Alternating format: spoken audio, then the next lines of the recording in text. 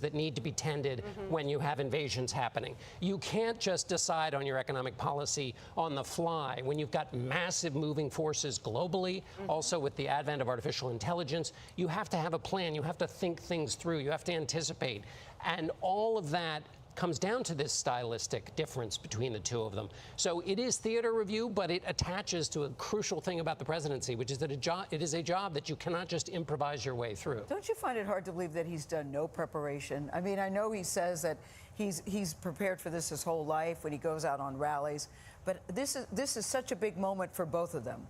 Because the research, I know Margaret and Nora are like, yeah, I can kind of believe that. What in his previous behavior would lead you to believe that he's cracking the books? Because I just think that this is different. There is so much at stake for both of them. There always is.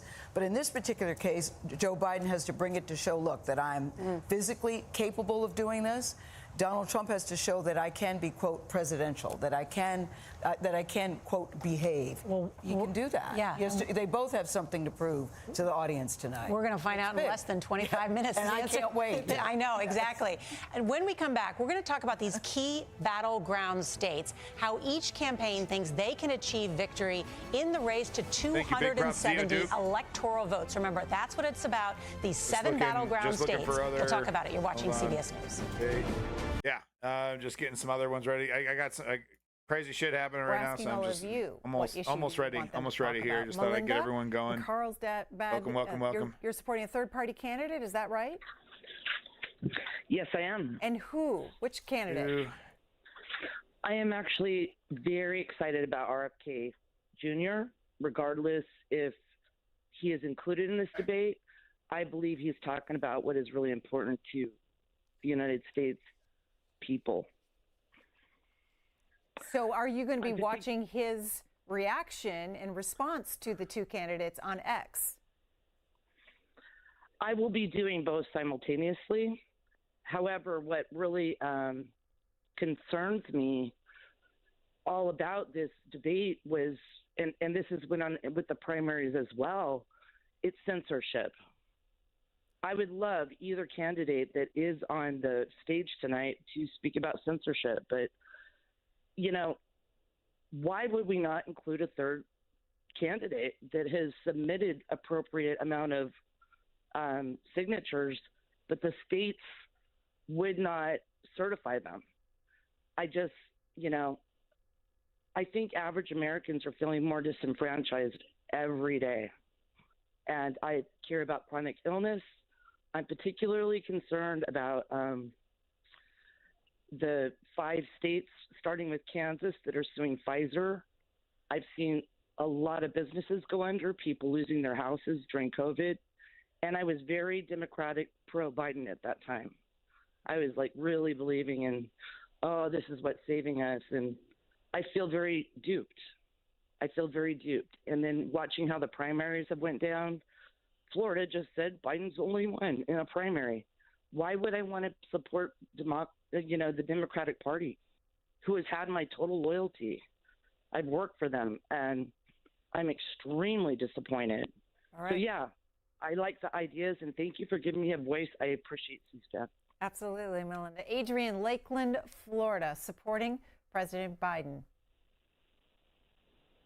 Yes, hello. Hi, Adrian. What issues do you want the two to debate tonight? Well, first of all, let me say I've been watching President or ex-President Trump since the 1980s.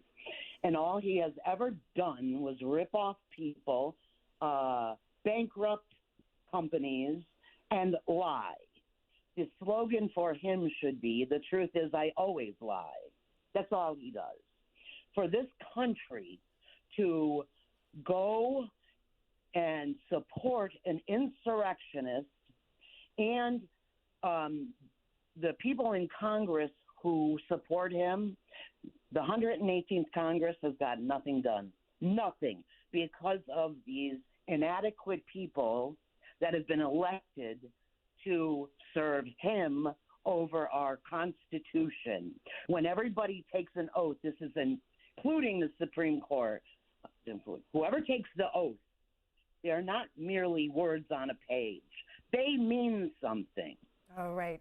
Adrian's thoughts there in Florida. Several of you have already mentioned the issue of immigration likely to come No, up. I don't think RFK should have been included in the debate. Welcome back, Davey. Immigration and border security, No, I don't, because I think, look, I think everyone should have a fair shot at being in the debate, which is not the case right now, of course. So I think there should be some kind of Mr. President, your administration separated standard. children from their parents at the border. But I think if that standard existed, I don't think RFK would have met it. But the He's a United bad States actor. can't locate the parents of more than 500 children. So how will these families ever be reunited? Children are brought here by coyotes and lots of bad people, cartels, and they're brought here, and they used to use them to get into our country. We now have as strong a border as we've ever had.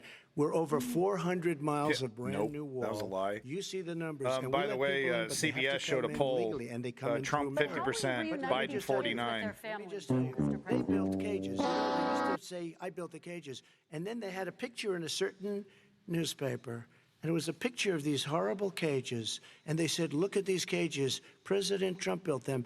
And then it was determined they were built in 2014. That was him. Do you They have a built plan to cages. reunite the kids? Yeah. Yes, with we're their working on it families? we're trying Well, very that's a hard. total lie, a but lot he's of right these kids about come the out without the Obama parents. building They the come over through cages. cartels He and through continued coyotes Obama's and through policy. gangs. These 500-plus kids came with parents. They separated them at the border to make it Those a polls are disincentive to bullshit. come to begin with. Real tough. We're really strong. And guess what? They cannot. It's not coyotes didn't bring them over. Their mean, they were- parents were with them. They got weren't separated from their total parents. bullshit. And it makes us a laughing In stock. Hillary Clinton's go around Violates every 2016, if I notion of who remember we are correctly. as a nation. They weren't Parents were total ripped, their bullshit, kids but they ripped from were their wildly arms wrong. And separated. And now they cannot find over 500 of sets of those parents, and those kids are alone. Nowhere to go. They were pretty Nowhere to right go. during Trump Biden. It's criminal.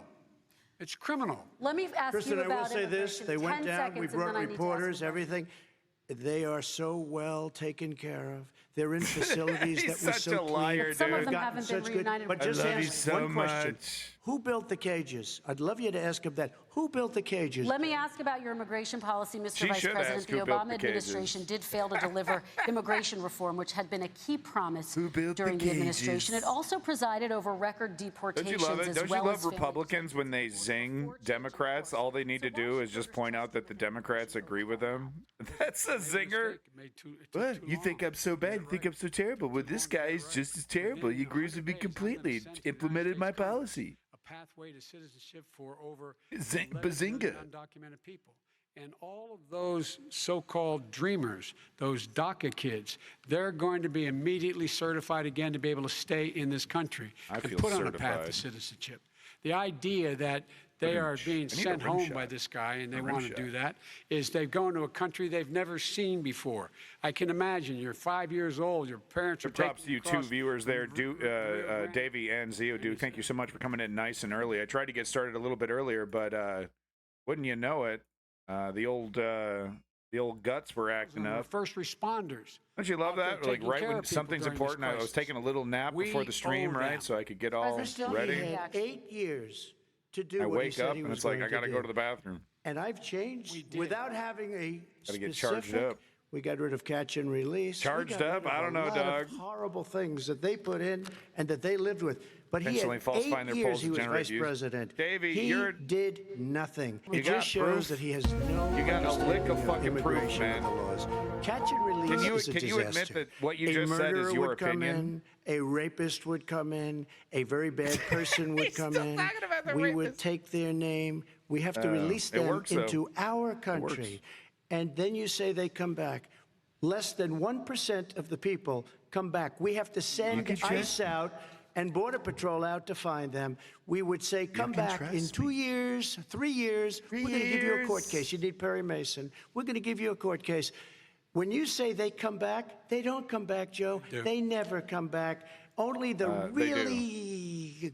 I'm I very hate to confident say about this, my opinion. But Okay, those well, with thank the you for lowest acknowledging IQ, that it is they might come back. Okay. Total ass poll. You have no proof Two candidates to back it in up. 2020 in the but that's second okay. and I do final that all the debate of time. that election But cycle. just as We long are as we all just admit less it. than 15 minutes away from this year's Right? first It's one thing to be like, well, this is my gut. This is how I'm feeling. simulcasted here You know, on because C-SPAN. that's what I did yesterday, or I think it was yesterday, or the day before. Supporters for the candidates It was will the day go before. and God, talk to having a the kid, man, I tell you, it's just time. It's just a blur. Here at Everything's a RCS blur. C-SPAN joining us is Peter Rouge. He is But the it was just a George total ass Washington pull. Like University School it of does Media feel and like Public these Affairs. social He's gonna medias share there to just talk about everywhere the are history right wing. of And debates. being on the Thank you back for being end, on the here. content creation side, seeing all the comments, it feels overwhelmingly right wing. Our But viewers know it's not like I have because studies to Kennedy back that and up. Nixon. How did that All right, debate David. change campaigns?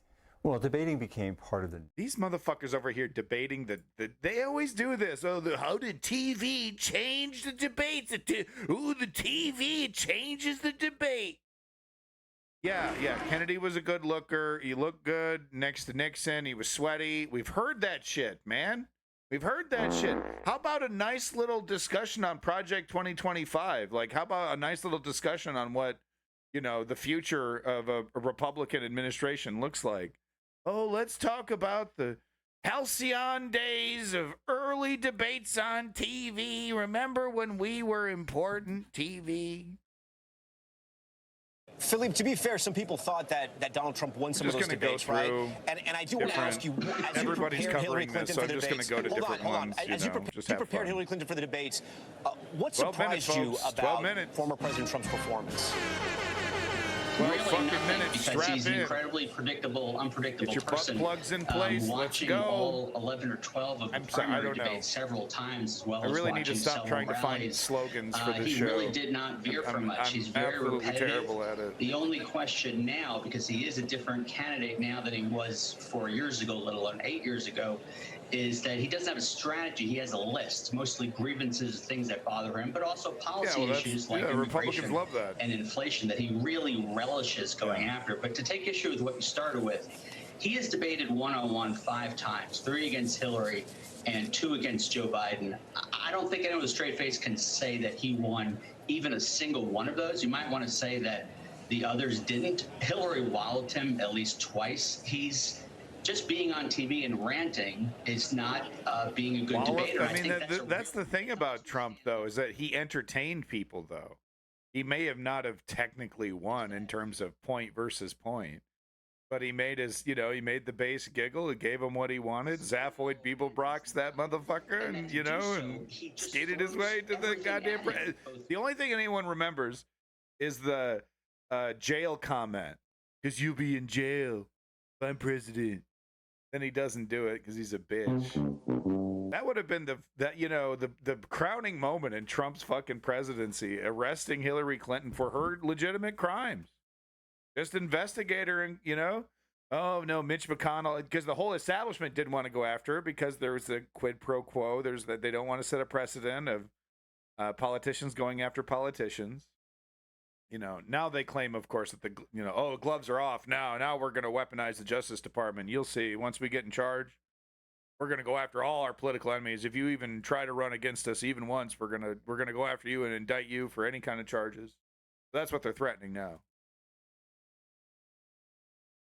Class act. All right, let's hear what this guy has to say. Looks like he got out of the suntanner. Trump's strength, and Greetings, people South like Boston. his It's your results boy, better Len. than they like Joe Biden's results. So if you're talking about the Hardcore things that matter to people at home, you're From winning south the of debate. Boston. If you're probably talking about things that matter to you personally, then that's probably not the winning strategy. Philippe, I got to ask you, what, after observing Trump during those debates with Hillary Clinton, did you Philip or find to be the Philippe? most effective strategy to knock him off kilter? First I want to agree with what Mark just said, because, the very beginning of a statement about Donald Trump shouldn't come in and talk about his grievances, that's exactly the advice that I think most people would give. And I'm sure a lot of people around him are giving, but that's probably not what he can do, and certainly not for 90 minutes. In terms of learning about him, again, he's a different candidate now than 8 years ago, because then he really did have a strong message about immigration, Obamacare, jobs going south, and obviously he had a healthy dose of attacks on Hillary. But fast forward to 2020, he really just became very mad, for lack of a better word, about Russia, the impeachment, and then that added on to what he feels was an unfair election. And now the convictions, the gagging, I'm sure he will pretend that he didn't know he's being muted. And the reason I'm going through all that is because in a way, originally, it was easy to trigger him. So, for instance, at the very end of the very first debate, I mean, within seconds of the end, Hillary brought up, I believe her name was Alyssa Machado. She was a beauty pageant contestant in one of, and Hillary said, and Donald called her fat or a cow. And if you watch the response, he gets very unnerved. It is harder to do that with him now because I hate this man so much. He's in that headspace to begin with. I really do. You know, he is erratic. Such a raging piece of shit. In terms of the tenor and the degree I hear you. of I'm like, how literally in much a torque he coma. has. Okay, we're moving on to something else. Okay, yeah, you're really adding a lot to this conversation there, Slick. All right, let's see what CNN's got to say. Keys to the government to They're the one hosting this. Rhonda, let's talk about what to expect tonight. 90 minutes of debate. Two moderators, Dana Bash and Jake Tapper. Two candidates on stage, 8 feet apart. What else do we need to know about what Two of the worst motherfucking quote-unquote journalists on TV. I think one of the interesting things that a lot of people at home may not have been following is just how restrictive this is going to be for these two candidates. These are two men who travel with entourages. They have aides around them. They have supporters around them. They will only be with each other and the moderators. They will only have a bottle of water, a pen, and a notepad at their podiums. Their staff cannot come up to them during the two expected breaks to say anything or interact with them. So they're kind of alone on all of this. They can't bring anything in, any pre-made speeches or any notes to follow. This is just going to be them and the moderators. I am looking forward again, to this, that sort of heightens the anticipation for what this night is going to be. I think another thing that people are really listening out for is how much this is like past debates for both of these men. You mentioned the one that happened in Cleveland the last time that they were together. One of the things I'm watching for is, does this get personal at all? There was a moment in that Cleveland debate, if you remember, where President Biden talked about his son Beau Biden's death and how he had served in the military. Former President Trump began talking about Hunter Biden, and you could tell it got under the president's skin. So are there going to be moments like that? But overall, this is going to be truly interesting. The other thing, too, especially when Biden is just going to have to just straight up, ignore Trump, the questions and accusations that he's going to pepper him with when Biden is speaking, because he has to understand how the audience is viewing it, because they're not. It's going to be mumbled, and if he acknowledges them, then there'll be mix-ups with the mics. So no, he's got to just completely cut him off. Joe Biden is very skilled at debating. He's been debating since he started in politics when he was in his late 20s. So that's been decades. So is he? Yeah, I remember his early days. He got in big trouble for plagiarizing a speech. He got on fucking Johnny Carson. Dumbass. Indeed, we will be talking. He's been a political disaster his whole fucking career. Just a total, status quo. Go along to get along.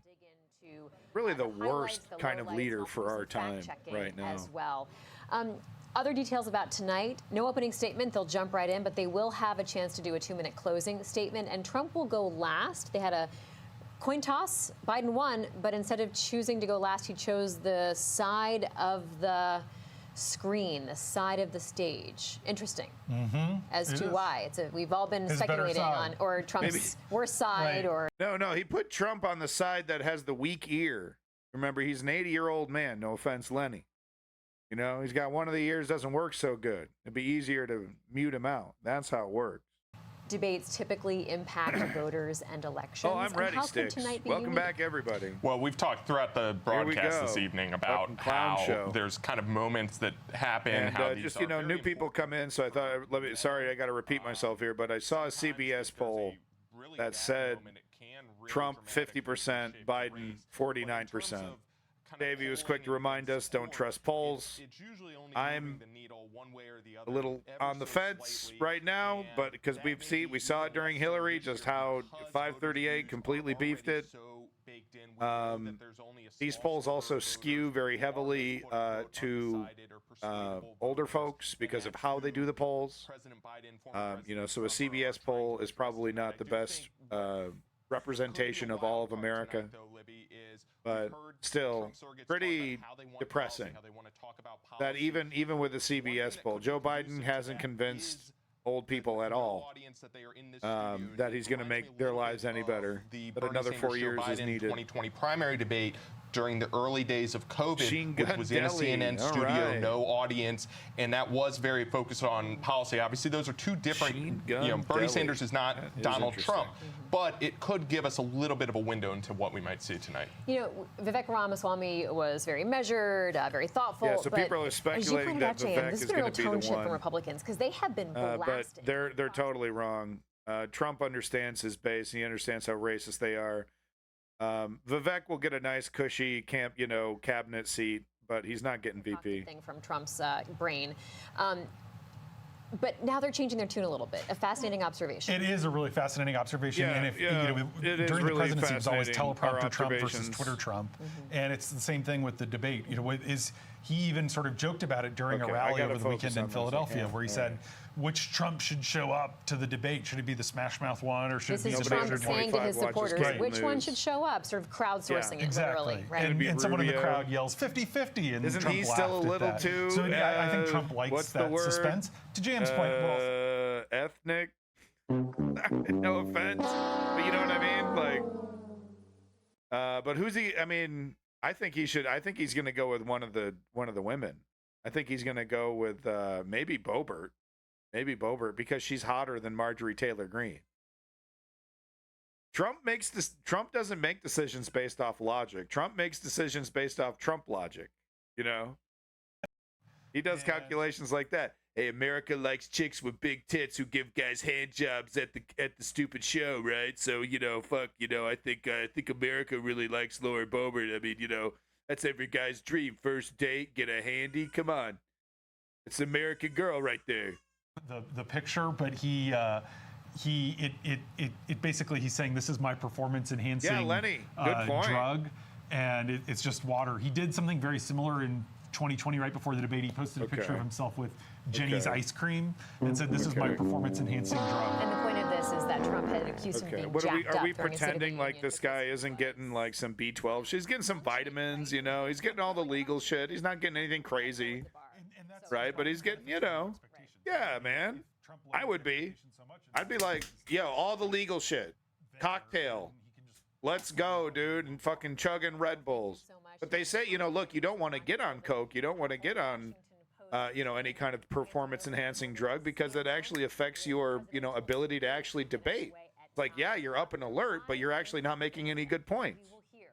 They got to be very Joe careful. Biden and, of course, former President Donald Trump as they face off in this really. Yeah, I mean, are any of you clowns going to mention the fact that Donald Trump is a full-blown dictatorial fascist who plans on instituting Project 2025 that would completely gut the federal government and change the United States irrevocably for time immemorial? Are any of you fucking wax figures going to mention that shit? What a perfect time to talk about this, right? Like, we know what Biden's going to give us. He's given us his, manifesto, whatever you want to call it. His promises. They don't really call it a manifesto in the United States because they're bitches. Sounds too communist. But Trump has basically said, yeah, Project 2025, that's what we're doing. Not a single goddamn mention on mainstream news. You think that would be relevant? I bet you Jake Tapper and Dana Bash don't even bring it the fuck up because they're pieces of shit. The worst fucking choice. It's only the worst fucking choice. I'd rather have two random homeless people. No offense to homeless folks. You know what I mean? Joe Biden and Here we former President fucking go Donald with these Trump idiots. in their rematch for They're the terrible. nation's highest office. Each Objective. will make his case to the American people with just over 4 months until Election Day. Yeah.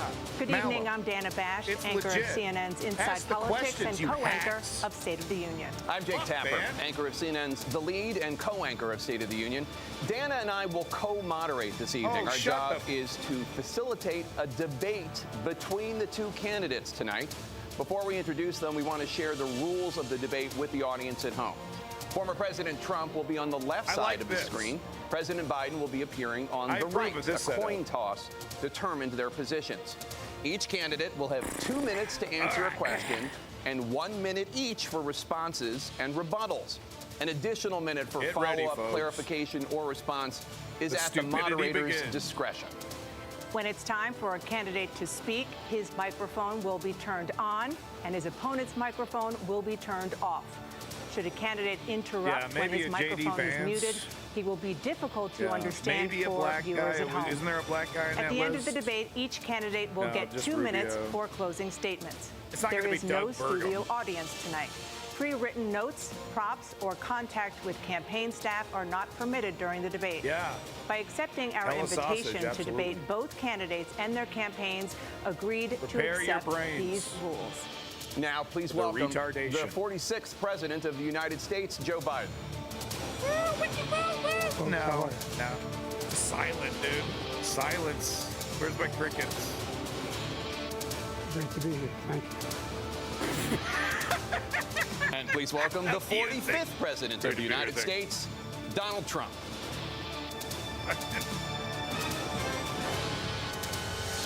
What is this production? My God. It's just the worst choice. The worst Gentlemen, choice. thanks so much for being here. Let's begin the debate, and let's start with the issue that voters consistently say is their top concern, the economy. President Biden, inflation has slowed, but prices remain high. Since you took office, the price of essentials has increased. For example, a basket of groceries that cost $100 then now costs more than $120. And typical home prices have jumped more than 30%. What do you say to voters who feel they are worse off under your presidency than they were under President Trump? What does that mean? You got to take a look at what I was left when I became president and what Mr. Trump left me. We had an economy that was in free fall. The pandemic was so badly handled. Many people were dying. All he said was, it's not that serious. Just inject a little bleach into your arm. You'll be all right. The economy collapsed. There were no jobs. Unemployment rate rose to 15%. It was terrible. And so what we had to do is try to put things back together again.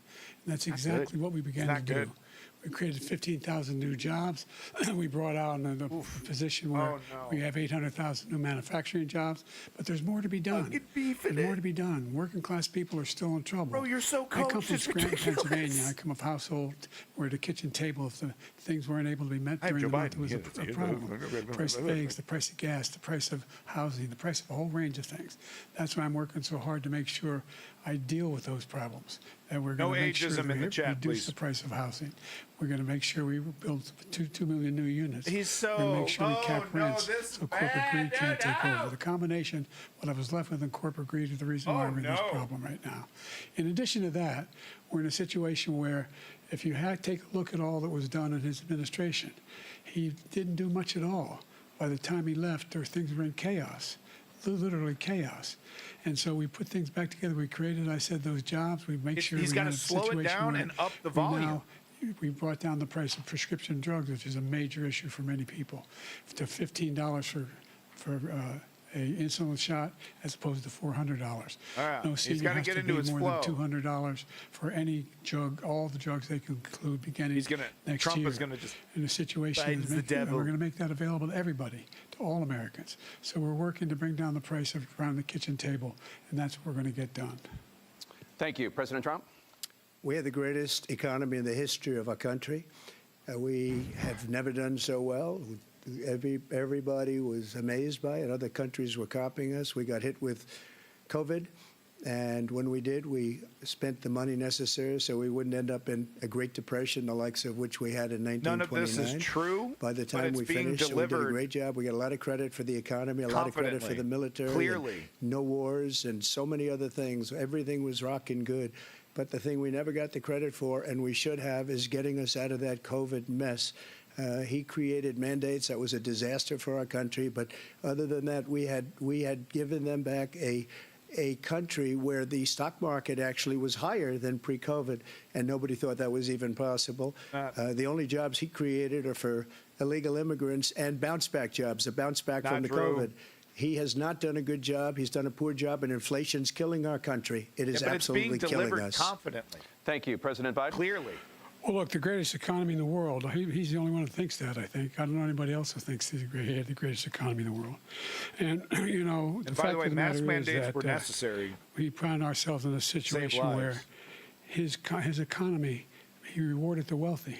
He had the largest tax cut in American history, $2 trillion. He raised a deficit larger than any president has in any one term. He's the only president other than Herbert Hoover who's ever lost more jobs than he had when he began, since Herbert Hoover. The idea that he did something that was significant, and the military. You know, when he was president, they were still killing people in Afghanistan. He didn't do anything about that. When he was president, we were still finding ourselves in a position where you had a notion that we were this safe country. The truth is, I'm the only president this century that doesn't have this decade, that doesn't have any troops dying anywhere in the world like he did. That's not true. President Trump, I want to follow up if I can. You want to respond just a couple months Well, I'm going to ask you a follow-up. You can do whatever you want with the minute that we give you. I want to follow up. You want to impose a 10% tariff on all goods coming into the U.S. How will you ensure that that doesn't drive prices even higher? It's not going to drive them higher. It's just going to cost countries that have been ripping us off for years, like China and many others, in all fairness to China. It's going to just force them to pay us a lot of money, reduce our deficit tremendously, and give us a lot of power for other things. But he made a statement. The only thing he was right about is I gave you the largest tax cut in history. I also gave you the largest regulation cut in history. That's why we had all the jobs. And the jobs went down, and then they bounced back, and he's taking credit for bounce-back jobs. You can't do that. Exact same he also level for said both of them. he inherited 9% inflation. No. He inherited almost no inflation, and it stayed that way for 14 months. Most of this is and lies, then it blew up legitimately. I'm not under going to his sit here and leadership react to because they every spent goddamn money lie. like Most a of this bunch is of people falsehood. that didn't know what they were But doing, it's and they don't know delivered what they were doing. It was the confidently worst, and with a probably the clear worst volume. administration in history. There's never been. And as far as Afghanistan is energy concerned, is I was night getting and out of day. Afghanistan, but we were getting out with dignity, with strength, with power. He got out. It was the most embarrassing day in the history of our country's life. President Trump, over the Not last true, 8 but it was years, under embarrassing, both of talking your about administrations, the national debt soared to record highs. And according to a new nonpartisan analysis, President Trump, your administration approved $8.4 trillion in new debt, while so far, President Biden, you've approved $4.3 trillion in new debt. So, former President Trump, many of the tax cuts that you signed into law are set to expire next year. You want to extend them and go even further, you say. With the U.S. facing trillion-dollar deficits and record debt, why should top earners and corporations pay even less in taxes than they do now? Because the tax cuts spurred the greatest economy that we've ever seen just prior to COVID, and even after COVID. It was so strong that we were able to get through COVID much better than just about any other country. But we spurred, that tax spurred. Now, when we cut the taxes, as an example, the corporate tax was cut down to 21% from 39%, plus beyond that. We took in more revenue with much less tax, and companies were bringing back trillions of dollars back into our country. The country was going like never before, and we were ready to start paying down debt. We were ready to start using the liquid gold right under our feet, the oil and gas right under our feet. We were going to have something that nobody else has had. We got hit with COVID. We did a lot to fix it. I gave him an unbelievable situation with all of the therapeutics and all of the things that we came up with. We gave him something great. Remember, more people died under his administration, even though we had largely fixed it. More people died under his administration than our administration, and we were right in the middle of it, something which a lot of people don't like to talk about. But he had far more people dying in his administration. He did the mandate, which is a disaster, mandating it. The vaccine went out. He did a mandate on the vaccine, which is the thing that people most objected to about the vaccine. And he did a very poor job, just a very poor job.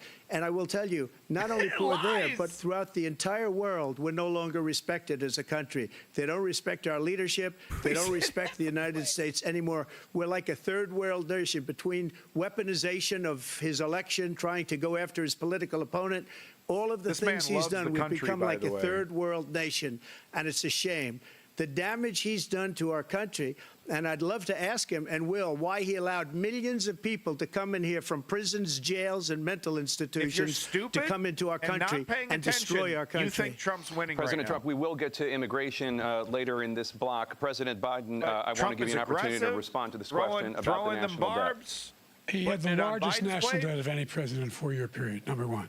All right, hold on. Number two, he had the largest national debt of any president in a 4-year period, number one.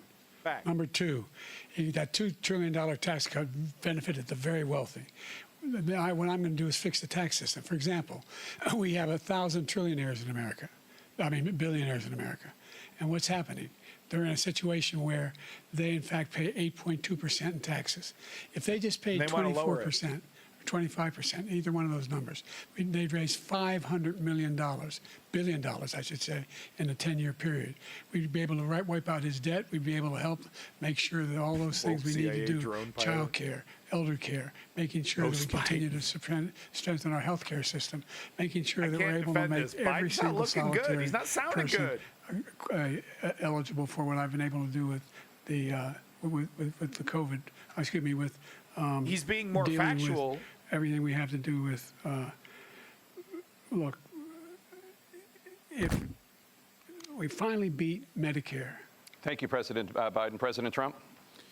Well, he's right. He did beat Medicare. He beat it to death, and he's destroying Medicare because all of these people are coming in. They're putting them on Medicare. They're putting them on Social Security. They're going to destroy Social Security. This man is going to single-handedly destroy Social Security. These millions and millions of people coming in, they're trying to put them on Social Security. He will wipe out Social Security. He will wipe out Medicare. So he was right in the way he finished that sentence. And it's a shame. What's happened to our country in the last 4 years is not to be believed. Foreign countries, I'm friends with a lot of people, they cannot believe what happened to the United States of America. We're no longer respected. They don't like us. We give them everything they want, and they think we're stupid. They think we're very stupid people. What we're doing for other countries, and they do nothing for us. What this man has done is absolutely criminal. Thank you, President Trump. Dana? This is the first presidential election since the Supreme Court overturned Roe v. Wade. This morning, the court ruled on yet another abortion case, temporarily allowing emergency abortions to continue in Sean Idaho, Hannity, give him a breakdown. despite that state's restrictive ban. Former President Trump, you take credit for the decision to overturn Roe v. Wade, which returned the issue of abortion to the states. Correct. However, the federal government still plays a role in whether or not women have access He supports to a abortion nationwide pills. ban. They're used in about 2/3 of all abortions. As president, would you block abortion medication? First of all, the Supreme Court just approved the abortion pill, and I agree with their decision to have done that, and I will not block it. And if you look at this whole question that you're asking, complex but not really complex. 51 years ago, you had Roe v. Wade, and everybody wanted to get it back to the states. Everybody, without exception. Democrats, Republicans, liberals, conservatives. Everybody wanted it back. Religious leaders. And what I did is I put 3 great Supreme Court justices on the court, and they happened to vote in favor of killing Roe v. Wade and moving it back to the states. This is something that everybody wanted. Now, 10 years ago or so, they started talking about how many weeks and how many this, getting into other things. But every legal scholar throughout the world, the most respected, wanted it brought back to the states. I did that. Now the states are working it out. If you look at Ohio, it was a decision that was, an end result that was a little bit more liberal than you would have thought. Trump seems comfortable, Kansas, I would say the same thing.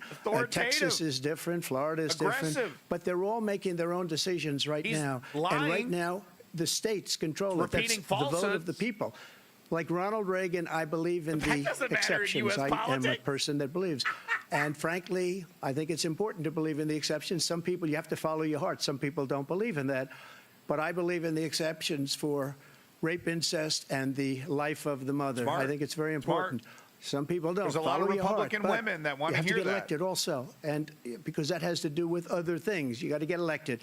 The problem they have is they're radical because they will take the life of a child in the 8th month, the 9th month, and even after birth. After birth, if you look at the former governor of Virginia, he was willing to do this. He said, we'll put the baby aside and we'll determine what we do with the baby, meaning we'll kill the baby.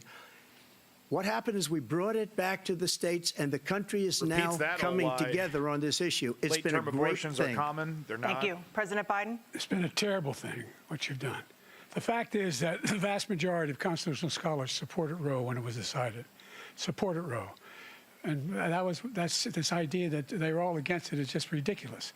And this is the guy who says the state should be able to have it. We're in a state where in 6 weeks, you don't even know whether you're pregnant or not, but you cannot see a doctor, have and have him decide on what your circumstances are, whether you need help. The idea that states are able to do this is a little like saying we're going to turn civil rights back to the states. Let each state have a different rule. Yeah. Look, there's so many young women who have been, including a young woman who just was murdered, and he went to the funeral. The idea that she was murdered by an immigrant coming in.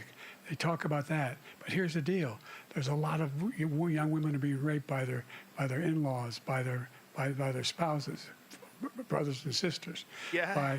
It's just ridiculous, and they can do nothing about it. And they try to arrest them when they cross state lines. Thank you. There have been many young women murdered by the same people he allows to come across our border.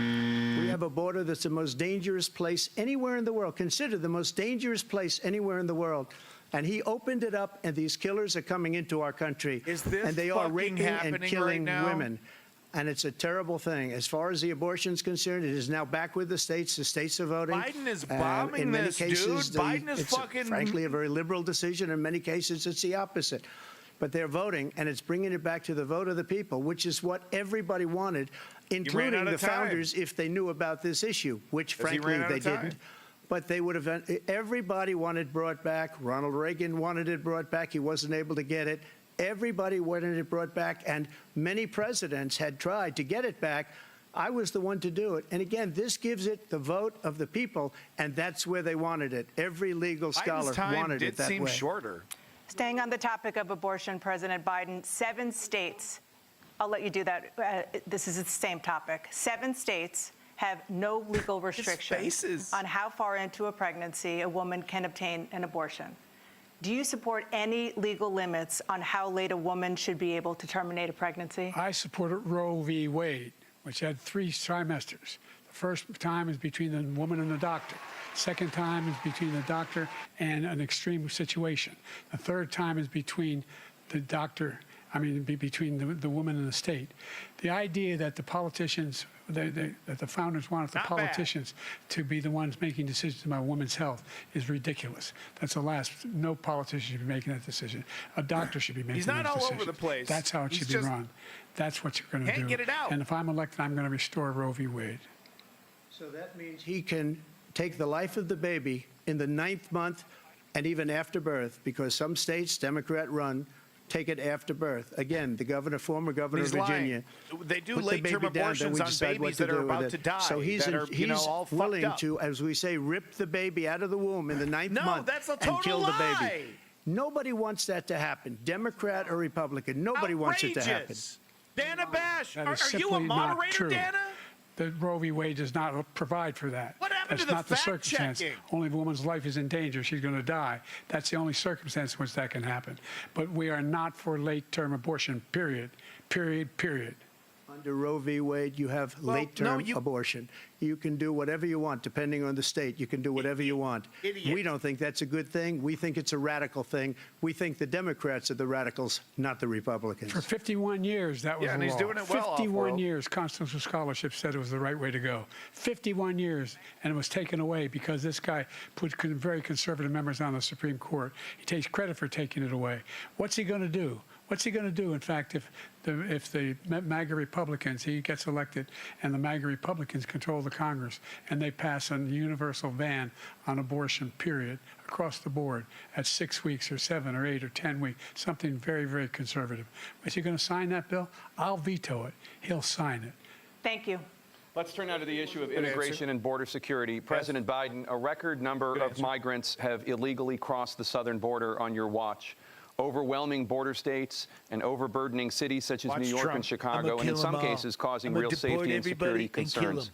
Given that, why should voters trust you to solve this crisis?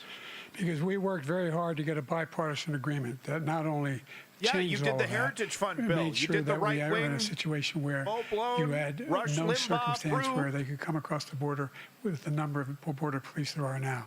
We significantly increased the number of asylum officers. Significantly, by the way, the Border This guy Patrol basically endorsed just fully me, acquiesces to the endorsed right wing my when it comes to position. abortion. In addition to that, we found ourselves in a situation where, when he was president, he was he ended taking, strong on separating abortion. babies from their mothers, putting them in cages, making sure the families were separated. That's not the right way to to go. What I've done since I've changed the law, what's happened? I've changed it in a way that now you're in a situation where there are 40% fewer people coming across the border illegally. That's better than when he left office. And I'm going to continue to move until we get the total ban on the total initiative relative to what we can do with more Border Patrol and more asylum officers.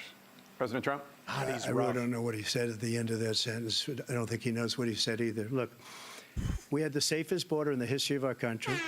All he had to do was leave it. All he had to do was leave it.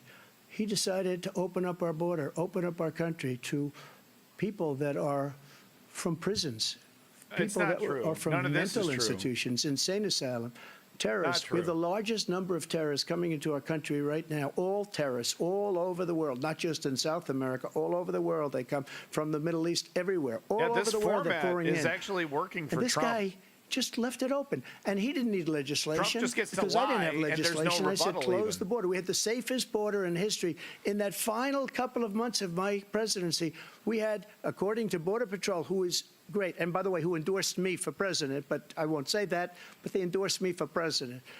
Brandon, just speak to him. But look, we had the safest border in history. Now we have the worst border in history. There's never been anything like it. And people are dying all over the place, including the people that are coming up in caravans. Thank you, President Trump. President Biden? The only terrorist who's done anything crossing the border is one who came along and killed three, under his administration, killed an Al-Qaeda person come in his administration, killed 3 American soldiers, killed 3 American soldiers. That's the only terrorist that's there. I'm not saying that no terrorist ever got through, but the idea they're emptying their prisons, we're welcoming these people, that's simply not true. There's no data to support what he said. Once again, he's exaggerating, he's lying. President Trump, staying on the topic of immigration, you've said that you're going to carry out, quote, the largest domestic deportation operation in American history, unquote. Does that mean that you will deport every undocumented immigrant in America, including those who have jobs, including those whose spouses are citizens, and including those who have lived here for decades? And if so, how will you do it? Just 1 second. He said we killed 3 people. The people we killed are al-Baghdadi and Soleimani, the 2 greatest terrorists, biggest terrorists anywhere in the world, and it had a huge impact on everything, not just border, on everything. He's the one that killed people with the bad water, including hundreds of thousands of people dying, and also killing our citizens when they come in. We are living right now in a rat's nest. They're killing our people in New York, in California, in every state in the union, because we don't have borders anymore. Every state is now a border. And because of his ridiculous, insane, and very stupid policies, people are coming in and they're killing our citizens at a level that we've never seen. We call it migrant crime. I call it Biden migrant crime. Too, so they're I don't know killing why our Biden citizens thought that was at a a good level that we've attack never seen before. And you're reading it like these 3 incredible young girls over the last few days. One of them, I just spoke to the mother, and they just had the funeral for this girl, 12 years old. This is horrible what's taken place. What's taken place in our country, we're literally an uncivilized country now. He doesn't want it to be. He just doesn't know. He opened the borders. Nobody's ever seen anything like. And we have to get a lot of these people out, and we have to get them out fast because they're going to destroy our country. Just take a look at where they're living. They're living in luxury hotels in New York City and other places. Not even close to true. Our veterans are on the street. They're dying because he doesn't care about our veterans. He doesn't care. He doesn't like the military at all, and he doesn't care about our veterans. Nobody been worse. I had the highest approval rating for veterans taking care of the VA. He has the worst. He's gotten rid of all the things that I approved. Choice that I got through Congress. I thought there was going to be real-time fact-checking. All of the different things I approved, they abandoned. We had by far the highest, and now it's down in less than half because he's done all these great things that we did. No, this benefits and I think Trump. he did it just because I approved lies it, which and is lies and crazy. lies. But he has killed so many people at our border by allowing all of these people to come in. And it's a very sad day in America. President Biden, you have the mic. Every single thing he said is a lie. Every single one. Pretty much. For example, veterans are a hell of a lot better off since I passed the PACT Act. 1 million of them now have insurance, and their families have it. Their families have it because what happened, whether it was Agent Orange or burn pits, they're all being covered now. And his group opposed that. We're also in a situation where we have great respect for veterans. My son spent a year in Iraq. living one next to one of those burn pits, came back with stage 4 glioblastoma. I was recently in France for D-Day, and I spoke all about those heroes that died. I went to the World War II cemetery, World War I cemetery he refused to go to. He was standing with his 4-star general, and he told me, he said, I don't want to go in there because they're a bunch of losers and suckers. There you go. My son was not a loser, was not a sucker. You're the sucker. You're the loser. Oh, there we go. First of all, that was a made-up quote, suckers and losers. They made it up. It was in a third-rate magazine that's failing, like many of these magazines. There's he made no that recording up. of him He put saying it in it, commercials. just the We've word of the notified him. general. We had 19 people that said I didn't say it. And think of this. Who would say I'm at a cemetery or I'm talking about our veterans? Don't get hung Because up on this nobody's too long, taking Trump. better care. I'm so glad this came up. People and he know you brought said it up. it, dude. There's nobody that's taken better care of our soldiers than I have. To think that I Such a would, in front lie. of generals and others, say suckers and losers. We have 19 people that said it was never said by me. It was made up by him, just like Russia Methinks you was made protest up. too much, Just like the Trump. 51 intelligence agents are made up. Just like the new thing with the 16 economists are talking, it's the same thing. 51 intelligence agents said 16 Nobel that the lawyer- laptop was Russia laureates disinformation. It just wasn't. said that Trump's came from economy is his gonna be son a Hunter. disaster. It wasn't Russia disinformation. He made up the suckers and losers, so he should apologize to me right now. 4-star general standing to your side who was on your staff who said you said it, period. That's Boom. number one. There we go. And number two, the idea. Good response. The idea that I have to apologize to you for anything along the line. We've done more for veterans than any president has in American history. Not true. American history. And they now are in their family. The only sacred obligation we have as a country is to care for our veterans when they come home and their families. You could do and a whole equip lot them more, when they go Joe. to war. That's what we're doing. You could do a That's whole what the lot more. VA is doing now. They're doing more for veterans than ever before in our history. All right, We're thank still you so in much. Iraq, Joe. To the topic of foreign policy, I want to begin with Oh, Russia's these people war are still here? against Ukraine, which is now in its third year. Former President Trump, Really? Has it been Russian 3 President years? Vladimir My Putin God. says he'll only end this war if Russia keeps the Ukrainian territory it has already claimed and Ukraine abandons its bid to join NATO. Are Putin's terms acceptable to you? First of all, our veterans and our soldiers can't stand this guy. They can't stand him. They think he's the worst commander-in-chief, if that's what you call him, that we've ever had. They can't stand him. So let's get that straight. You can certainly find a and lot they of like me veterans more that than hate just Biden. about any of them. And that's based on every single bit of you can information. find a lot of veterans that as respect far as Biden as well. Russia and Ukraine, if we had a real president, the president that knew, that was respected by Putin, he would have never invaded Ukraine. A lot of people are dead right now, much more than people know. You know, they talk about numbers. You can double those numbers, maybe triple those numbers. He did nothing to stop it. In fact, I Trump think he would have just encouraged handed over Russia from Ukraine going in. to I'll tell you Putin. what happened. He was so bad with Afghanistan. It was such a horrible, Oh, we're talking about this embarrassment, most again. embarrassing moment in the history of our country. That no, when it wasn't. Putin watched that and he saw the incompetence, that he should was have fired incompetent, those though. generals, like I fired the one that you mentioned. And so he's got no love lost. But he should have fired those generals. No general got fired for the most embarrassing moment in the history of our country, Afghanistan, where we That's left true, though. billions of dollars of equipment Where's the behind. We lost accountability for 13 the beautiful soldiers, failure and of that 38 soldiers extraction? were obliterated. And by the way, we left Getting out people of behind, too. We Afghanistan. left American citizens behind. When Putin saw that, He he needed said, to do it, you but know not what? like that. I think we're That going was to an go in embarrassing and maybe take event. this was his dream. I talked to him about it, his dream. The difference is he never would have invaded Ukraine. Never. Just He like wouldn't have had to Israel would have invade. never been invaded. You wouldn't in have a had million Ukraine's years back. by Hamas. The Ukrainian military You know would have, why? light Because resistance. Iran was broke with me. I wouldn't Got, let anybody do eventually business with them. taken They out. ran out of money. They were broke. They had no money for Hamas. They had no money for anything. No money for terror. That's why you had no terror at all during my administration. This place, the whole world is blowing up under him. President Biden? I've never heard so much malarkey in my whole life. Look, the fact of the matter is that we're in a situation where, let's take the last point first. Iran attacked American troops, caused brain damage for a number of these troops, and he did nothing about it. Recently, not when he was president, they attacked. He said they're just having headaches. That's all it is. He didn't do a thing when the attack took place, number one. Number two, we got over 100,000 Americans and others out of Afghanistan during that airlift. Number three, we found ourselves in a situation where, if you take a look at what Trump did in Ukraine, this guy told Trump, do whatever you want, do whatever you want. Yeah. And that's exactly what Trump did to Putin, encourage him, do whatever you want. Yeah. And he went in. And listen to what he said when he went in.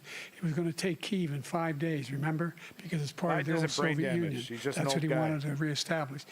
Kyiv. And he, in fact, didn't do it at all. He wasn't able to get it done.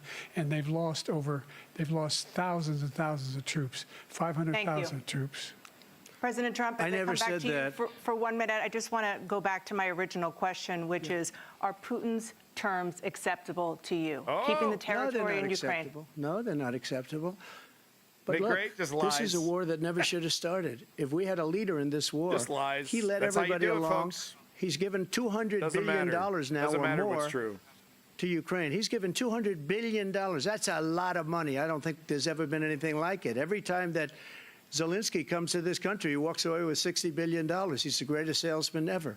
And I'm not knocking him. I'm not Fuck you, knocking anything. bitch. I'm only saying the money that we're spending on this war, and we shouldn't be spending, it should have never happened. I will have that war settled between Putin and Zelensky as president-elect before I take office on January 20th. will. I'll have that war settled. Yeah. People Cut off the being weapons killed to Ukraine so and let Putin needlessly, roll so over. stupidly. You And defeatist. I will get it settled, and I'll get it settled fast fucking before I take dictator. office.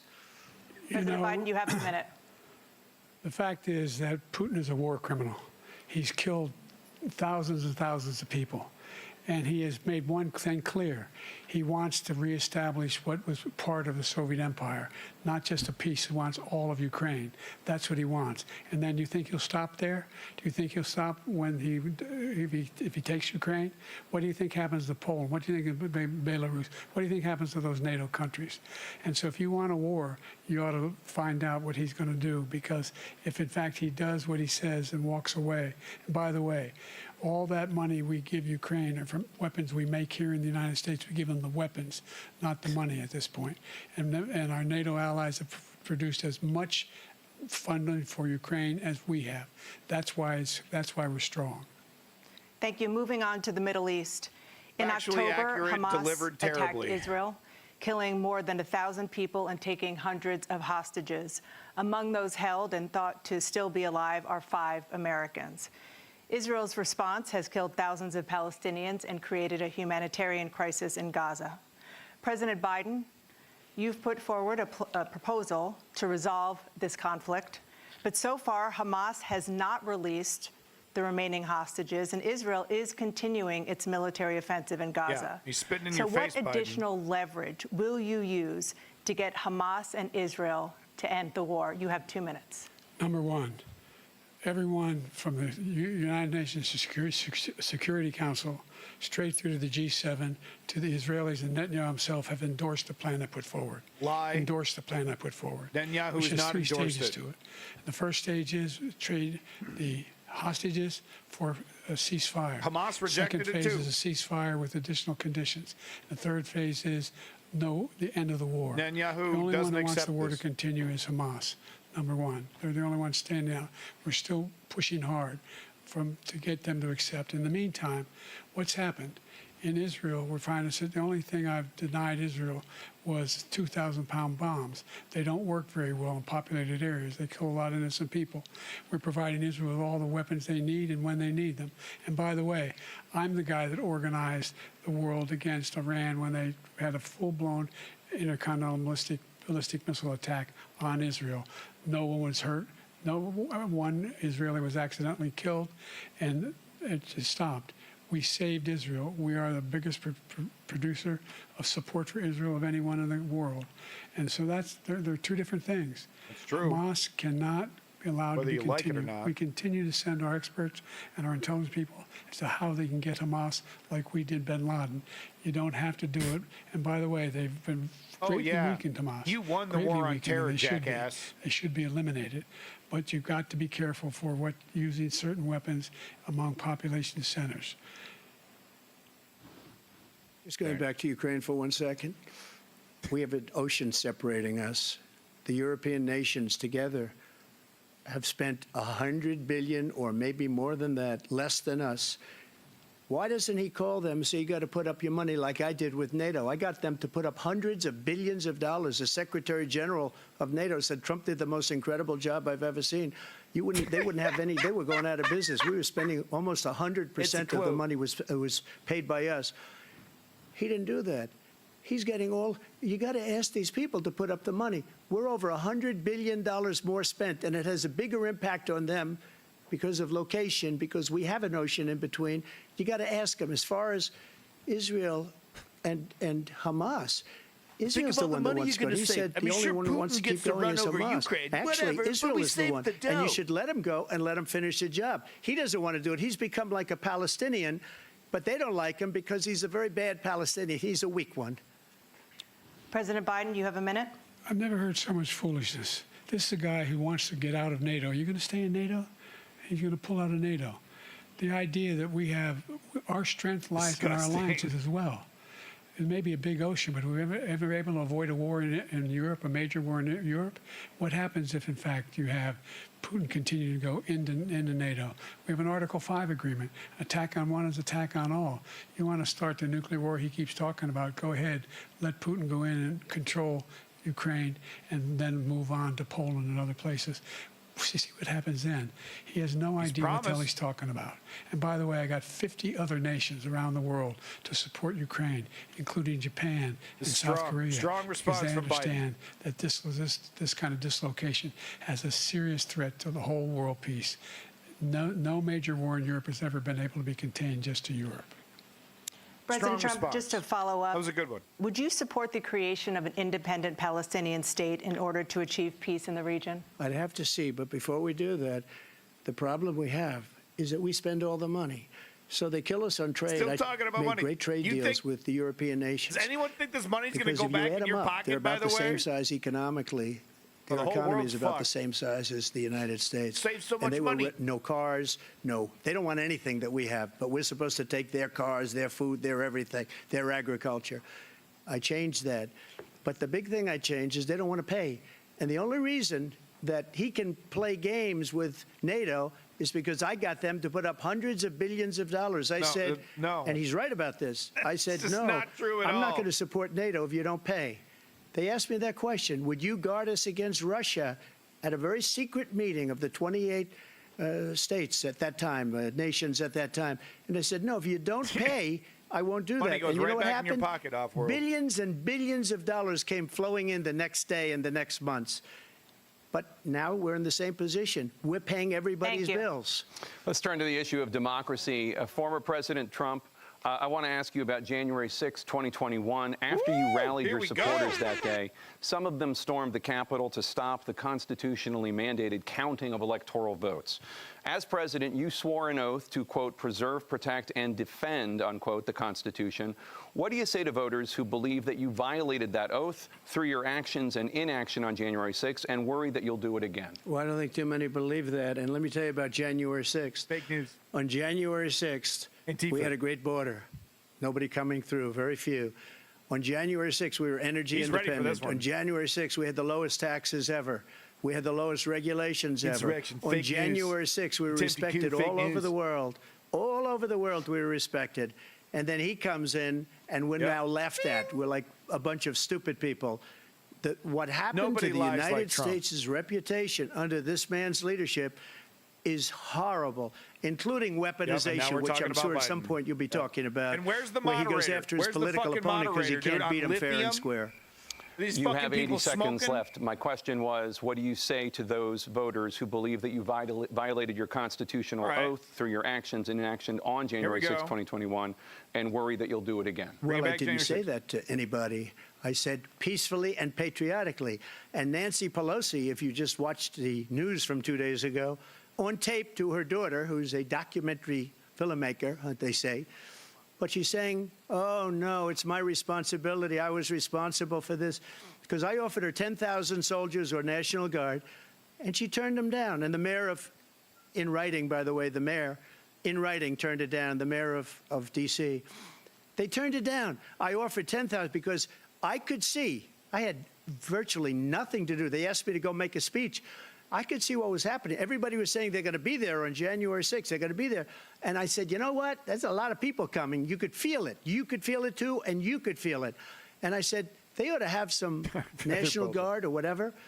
And I offered it to her. And she now admits that she turned it down. And it was the same day. What are we talking about I don't here? know. What? She can't be very happy with her daughter because it made her into a liar. What is happening? She said, I take full responsibility for January 6th. President Biden? Look, what? He encouraged those folks to go up on Capitol Hill, number one. Yes. I sat in the dining room off the Oval Office. He sat there for 3 hours. 3 hours watching, begging, being begged by his vice president and a number of his colleagues on the Republican side as well to do something. That's to right. Call for a stop, to end it. Instead, he talked about Pence these had to people do being patriots and great patrons of America. In fact, he says he'll now forgive them for what they've done. They've been convicted. He says he wants to commute their sentences. That's right. And say that no. But he went to every single court in the nation. I don't know how many cases, scores of cases, including the Supreme Court. And they over said, 60. They said, no, this guy is responsible for doing what was done. He did do a damn thing, and these people should be in jail, and they should be the ones who are being held accountable. And he wants to let them all out. And now he says if he loses again, such a whiner that he is, that it could be a bloodbath. Thank you, President Biden. President Trump? What they've done to some people that are so innocent, you ought to be ashamed of yourself. What you have done, how you've destroyed the lives of so many people. When they ripped down Portland, when they ripped down many other cities, you go to Minnesota, Minneapolis, what they've done there with the fires all over the city. If I didn't bring in the National Guard, that city would have been destroyed. When you look at all of they took over big chunks of Seattle. I was all set to bring in the National Guard. They heard that. They saw them coming, and they left immediately. What he said about this whole subject is so off. Peacefully patriotic. One other thing. The Unselect Committee, which is basically two horrible Republicans that are all gone now out of office, and Democrats, all Democrats, they destroyed and deleted all of the information they found because they found out we were right. We were right. And they deleted and destroyed all of the information. They should go to jail for that. If a Republican did that, they'd go to jail. Thank you, President Trump. President Biden, I want to give you a minute.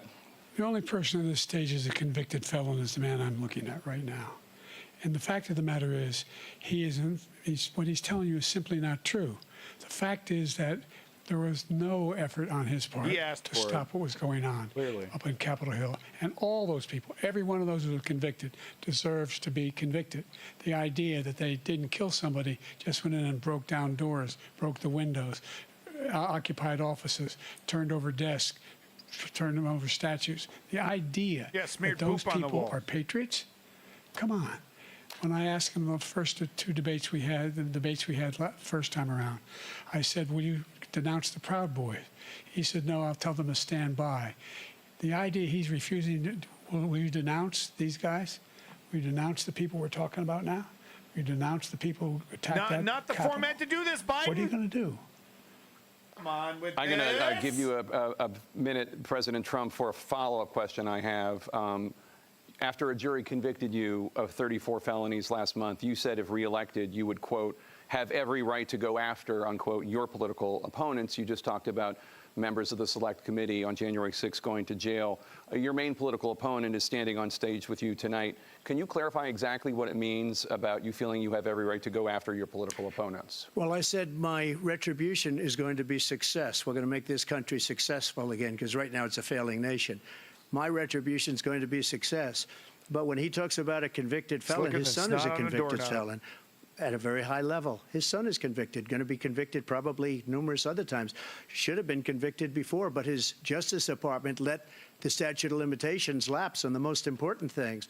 But he could be a convicted felon as soon as he gets out of office. Joe could be a convicted felon with all of the things that he's done. He's done horrible things. All of the death caused at the border, telling the Ukrainian people that we're going to want $1 billion or you change the prosecutor. Otherwise, you're not getting $1 billion. If I ever said that, that's quid pro quo. You're We're not going to do famous. anything. Come We're on, not going to give you Tapper, $1 billion jump in. unless you change your prosecutor having to do with the son. This man is a criminal. This man, you're lucky. You're lucky. I did nothing wrong. We'd have a system that was rigged and disgusting. I did nothing wrong. Thank you, President Trump. President Biden, you have said, I'm coming right to you, sir. You're disgustingly bad at this. Well, you want to respond? Go ahead. I'll give you a minute to respond. The idea that I did anything wrong relative to what you're talking about is outrageous. It's simply a lie, number one. Number two, the idea that you have a right to seek retribution against any American just because you're president is wrong. It's simply wrong. No president's ever spoken like that before. Yep. No president in our history has spoken like that before. Yep.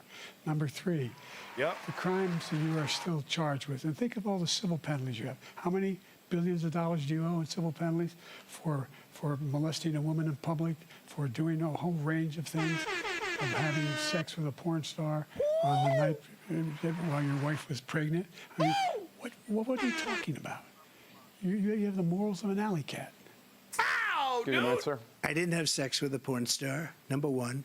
Yes, number two, you that was a fucking case that was did. started and moved. They moved a high-ranking official, a DOJ, into the Manhattan DA's office to start that case. That case is going to be appealed and won. He also banged Karen McDougal. We had a very not just one, terrible judge, not just horrible judge, Democrat. The prosecutor were all high-ranking Democrats, appointed such a people, liar. and both the civil and the criminal.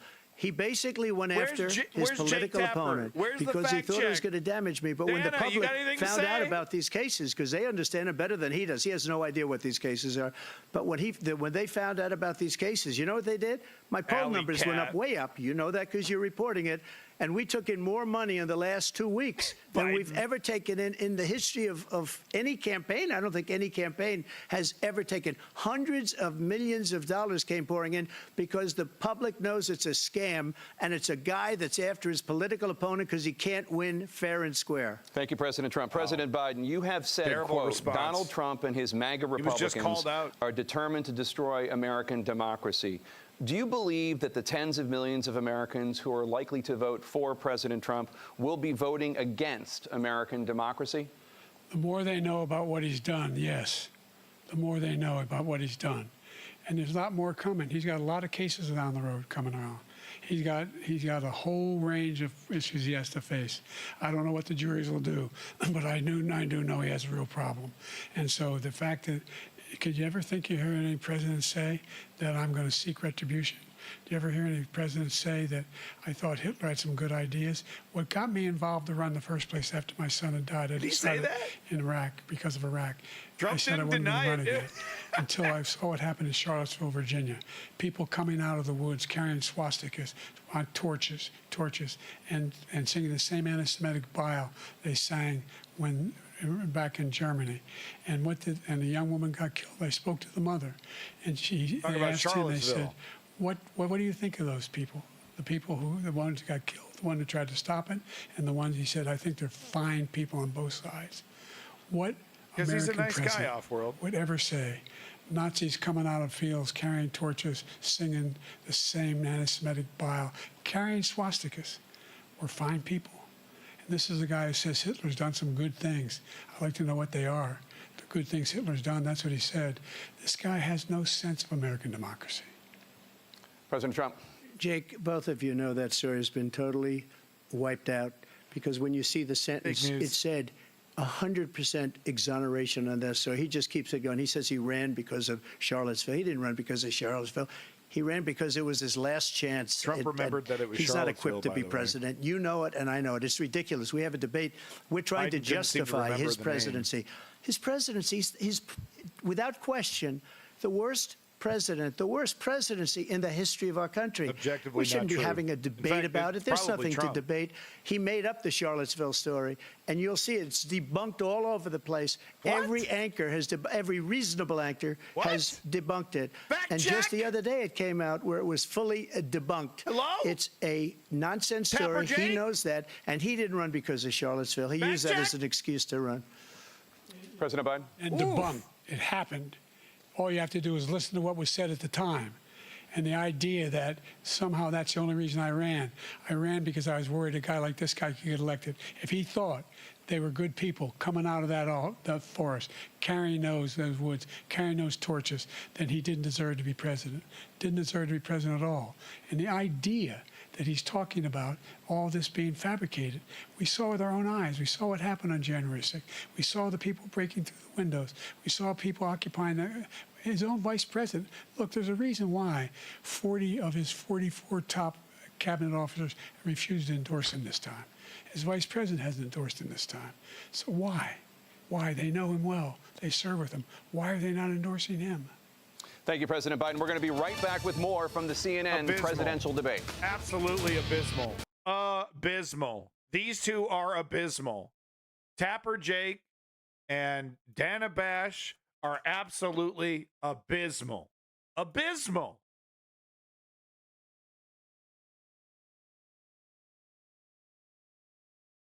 And I swear to God, Joe Biden keeps making the goddamn Mr. Burns face when everyone thought he was a fucking alien. You got to stop with this face. He's making this face the whole time. Stop with the face. Look, Biden's responses, mixed fucking bag. Mixed fucking bag. Big time. Coming in strong, though, near the end, though. Strong, you know, floundered on abortion initially, but then came in with a good response. Great responses on January 6th. The immigration didn't really do so well. Kind of a mixed bag. You know, Trump definitely started off strong. Like I said, the format's almost kind of benefiting Trump because he can just kind of gish gallop. Complete silence from the moderators. This is the face he keeps making. Dude, Biden, make a different face. You know what I mean? So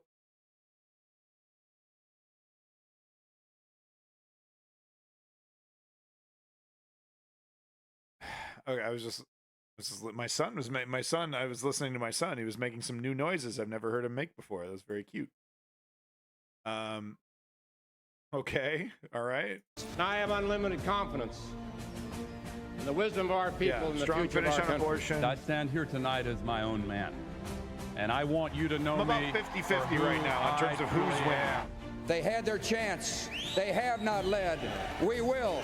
I'm John Kerry, and I'm reporting for duty. Oh, God, that was mean to do I Oblivion. could not foresee and will not forget. It's time for us to change America. I wasn't my own man anymore.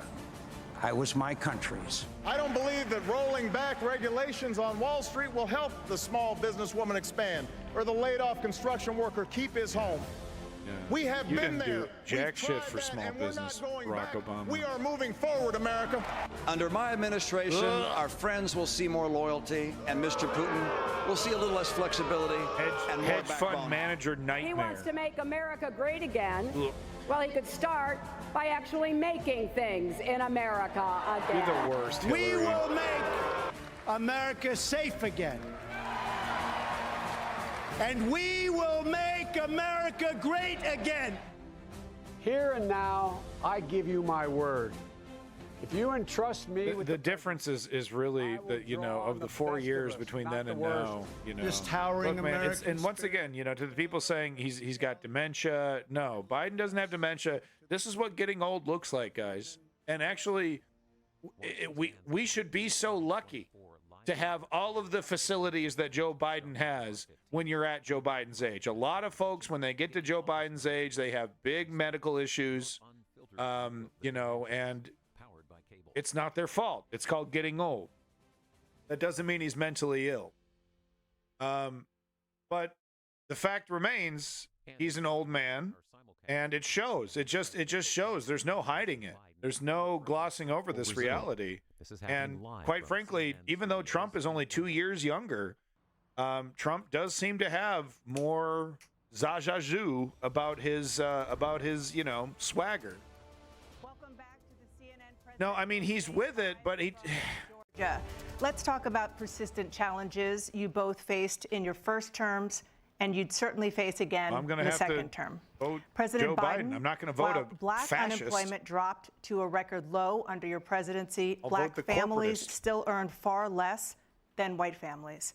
Black mothers are still 3 times more likely to die from pregnancy-related causes, and Black Americans are imprisoned at 5 times the rate of white Americans. What do you say to Black voters who are disappointed that you haven't made more progress? They acknowledge they made a lot of progress, number one. The fact of the matter is there's more small Black businesses that have been started than any time in history. Biden is Number not going to two, dismantle the wages of democracy. Black unemployment is the lowest level it's been in a long, long time. Number three, we're providing housing for Black Americans and dealing with the segregation that exists among these corporations that collude to keep people out of their houses. And in addition to that, we find that the impact on the choice that Black families have to make relative to child care is incredibly difficult. When we did the first major piece of legislation in the past, I was able to reduce Black child care costs. I cut them in half. We got to make sure we provide for child care costs. We got to make sure, because when you provide those child care protections, you increase economic growth because more people can be in the job market. So there's more to be done, considerably more to be done. But we've done a great deal so far, and I'm not letting up, and they know it. You have 49 seconds left. What do you say to Black voters who are disappointed with the progress so far? I say I don't blame them for being disappointed. Inflation is still hurting them badly. For example, I provided for the idea that any Black family, first-time home buyer, should get a $10,000 tax credit to be able to buy their first home so they can get started. I made sure that we're in a situation where all those Black families and those Black individuals who had to take out student loans that were ballooning, that if they were engaged in nursing, anything having to do with volunteerism, if they paid their bills for 10 years on their student debt, all the rest is forgiven after 10 years. Millions have benefited from that. And we're going to do a whole lot more for Black families. Thank you, President Trump. And he caused the inflation. He's blaming inflation, and he's right, it's been very bad. He caused the inflation, and it's killing Black families and Hispanic families and just about everybody. It's killing people. They can't buy groceries anymore. They can't. You look at the cost of food where it's doubled and tripled and quadrupled. They can't live. They're not living anymore. He caused this inflation. I gave him a country with essentially no inflation. It was perfect. It was so good. All he had to do is leave it alone. Would you believe he destroyed it with his Green New Scam and all this money that's being thrown out the window. No inflation. He caused inflation. As sure as you're sitting there, the fact is that his big kill on the Black people is the millions of people that he's allowed to come in through the border. They're taking Black jobs now. Now we're back and it could over be here. 18, it could be 19, and even 20 million people. They're taking Black jobs, and they're taking Hispanic jobs, and you haven't seen it yet, but you're going to see something that's going to be the worst in our history. Thank you. President Biden? There was no inflation when I became president. You know why? The economy was flat on its back. 15% unemployment. He decimated the economy, absolutely decimated the economy. That's why there was no inflation at the time. There were no jobs. We provided thousands of millions of jobs for individuals who are in all communities, including minority communities. We made sure that they have health insurance. We have covered, the ACA has increased. I made sure that they're $8,000 per person in a family to get written off for health care. But this guy wants to eliminate that. They've tried 50 times. He wants to get rid of the ACA again. And they're going to try again if they win. Yeah, he does. We find ourselves in a position where he does. The idea that we're not doing anything, we put more police on the street than any administration has. He wants to cut the cops. We're providing for equity and making sure people have a shot to make it. There's a lot going on, but in inflation, he caused it by his tremendous malfeasance in the way he handled the pandemic. Thank you. Another persistent challenge is the climate crisis. 2023 was the hottest year in recorded history, and communities across the country are confronting the devastating effects of extreme heat, intensifying wildfires, stronger hurricanes, and rising sea levels.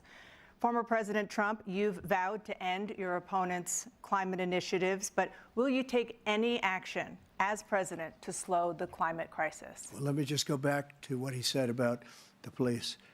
how close the Great police are to him. moderation, Dana. Almost every police group in the nation You from could literally every be a state robot. is supporting Donald J. Trump. Almost every police group. And what he's done to the black big surprise. population Fascists love is fascists. horrible, including the fact that for 10 years he called them super predators. We can't, in the 1990s, we can't forget that. Super predators was his name, and he called it to them for 10, and they've taken great offense at it, and now they see it happening. But when they see what I did for criminal justice reform and for the historically black colleges and universities, where I funded them and got them all funded, and the opportunity zones with Tim, as you know, Tim Scott was incredible. He did a great job, great senator from South Carolina. He came to me with the idea, and it was a great idea. It's one of the most successful economic development acts ever in the country. Tim Scott just Opportunity peed zones. his pants. And the biggest beneficiary are blacks. And that's why we have the best numbers with them in maybe ever. They're saying ever. I read this morning where ever, the best numbers. He's lost much of the black population because he's done a horrible job for black people. He's also done a horrible job for Hispanics. But wait till you see these millions of people pouring into our country, and they're going to take the jobs. And it's already started, and you haven't seen anything yet. It's a disaster. You've 38 seconds left. President Trump, will you take any action as president to slow the climate crisis? So I want absolutely immaculate clean water, and I want absolutely clean air, and we had it. We had H2O. He wants to we had the best deregulate. numbers ever. He wants to let Jeff And we Bezos take an we were actual shit in using your cornflakes. all forms of energy, all forms, everything. And yet, during my 4 He will years, I had the deregulate best to a point that environmental you will numbers be drinking ever. poison And by my the end top of his term. environmental people gave me that statistic just before I walked on the stage, actually. I don't know where the hell he's been. The idea that anything he said is true. I've passed the most extensive climate change legislation in history. We find ourselves, and by the way, black colleges, I came up with $15 billion for HBCUs, historic black universities and colleges, because they don't have the kind of contributors that they have to build these laboratories. Actually and all that. accurate, Any black delivered student is poorly. capable in college of doing any white student can do. They just have the money, but Actually now they'll be accurate, able to get delivered those poorly. jobs in high tech. We're in a situation where the idea that he is claiming to have done something that had the cleanest water. I agree, Davey. The cleanest water? He hadn't done a damn thing for the environment. He pulled out of the Paris Peace Accord, Climate Accord. I immediately joined it because if we reach 1.5 degrees Celsius at any one point, where there's no way back. The only existential threat to humanity is climate change. There you and go. he didn't do a damn thing about it. He wants to undo all that I've done. Young people like The to hear Paris that. Accord was going to cost us $1 trillion, and China nothing, and Russia nothing, and India nothing. It was a ripoff of the United States. And I ended it because I didn't want Don't to you love waste it? We that can't money fix because they climate treat us change horribly. because We were the only ones. It was some costing people us don't wanna money. pay Nobody for else it. was paying into it, and it was a What disaster. happened to being a leader, Donald? But everything that he said just now, I'll give you an example. I heard him say before insulin. I'm the one that got the insulin down for the seniors. I took care of the seniors. What he's doing is I don't think destroying that's all of true. our medical programs because the migrants coming That in, can't be they true. want everybody. And look, I have the biggest heart on the stage. I guarantee you that. And I want to take care of people. But we're destroying our country. They're taking over our schools, our hospitals, and they're going to be taking over Social Security. He is destroying Social Security, Medicare, and Medicaid. Good one. The idea is that we, in Lord's fact, heart. we were the only ones of consequence who were not members of the Paris Accord. How can we do anything if we're not able to, the United States can't get its pollution under control? One of the largest polluters in the world, number one. We're making significant progress. By 2035, we will have cut pollution in half. We have made significant progress, and we're continuing to make progress. We set up a climate corps for thousands of young people who learn how to deal with climate, just like the Peace Corps. And we're moving in directions that are going to significantly change the elements of Immigration cause of as well pollution. off world. But the idea that he claims that he has the biggest heart up here and he's really concerned about pollution and about climate, I've not seen any indication of that. And by the way, with regard to prescription drugs, one company agreed that they would reduce the price to $35, which I was calling for, one, voluntarily. I made sure every company in the world, every pharmaceutical company, cannot have to pay. Thank you. And by the way, So every day, millions of Americans struggle just to make ends meet. For many older Americans, Social Security provides a critical lifeline. President Biden, if nothing is done to Social Security, seniors will see their benefits cut in just over 10 years. Will you name tonight one specific step that you're willing to take to keep Social Security solvent? yes, make the very wealthy begin to pay their fair share. Great answer. Right now, everybody Great making under $170,000 pays 6% of their income, of their paycheck, every single time they get a paycheck from the time of the first one they get when they're 18 years old. The idea that they're going to, I've been proposing that everybody, they pay, the millionaires pay 1%. 1%. So no one after, I would not raise the cost of Social Security for anybody under $400,000. After that, I began to make the wealthy begin to pay their fair share by increasing from 1% beyond to be able to guarantee the program for life. So you still have 82 seconds left. Are there any other measures that you think that would be able to help keep Social Security solvent, or is that one enough? Well, no, that one enough will keep it solvent, but the biggest thing I'll do if we defeat this man, because he wants to get rid of Social Security. He thinks there's plenty to cut in Social Security. He's wanted to cut Social Security and Medicare both times. And that's what. And if you look at the program put forward by the House Republican caucus that he, I believe, supports, is in fact want to cut it as well. The idea that we don't need to protect our seniors is ridiculous. And by the way, the American public has greater health care coverage today than ever before.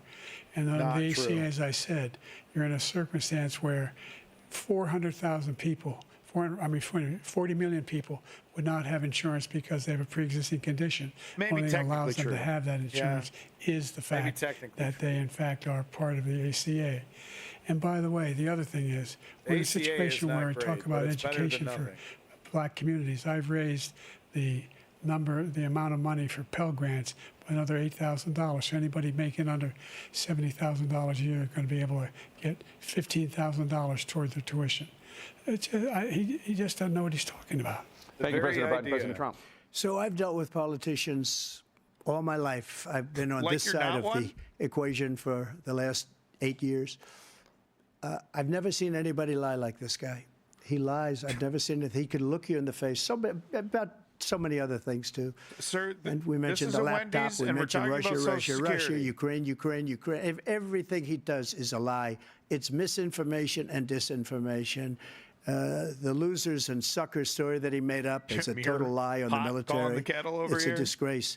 But Social Security, he's destroying it. Because millions of people are pouring into our country, and they're putting them onto Social Security. They're putting them onto Medicare, Medicaid. They're putting them in our hospitals. They're taking the place of our citizens. What they're doing to the VA, to our veterans, is unbelievable. Our veterans are living in the street, and these people are living in luxury hotels. You didn't fix that shit, He doesn't Trump. know what he's doing. And luxury it's hotels, really coming back. I've again. never seen such anger in our country before. Yeah, I wonder why, Trump. The idea that veterans are not being taken care of, I told you before. The idea. By the way, when I said suckers and losers, he acknowledged after that he fired that general. That general got fired because he's the one that acknowledged that that's what he said. He was the one standing with Trump when he said it, number one. Number two, the idea that we're going to be in a situation where all these millions and millions, the way he talks about it, illegal aliens are coming into the country and taking away our jobs. There's a reason why we have the fastest growing economy in the world, the reason why we have the most successful economy in the world. We're doing better than any other nation in the world. And by the way, those 15 Nobel laureates he talked about being phony, those 15 Nobel laureates, economists, they all said that if Trump is reelected, we're likely to have a recession.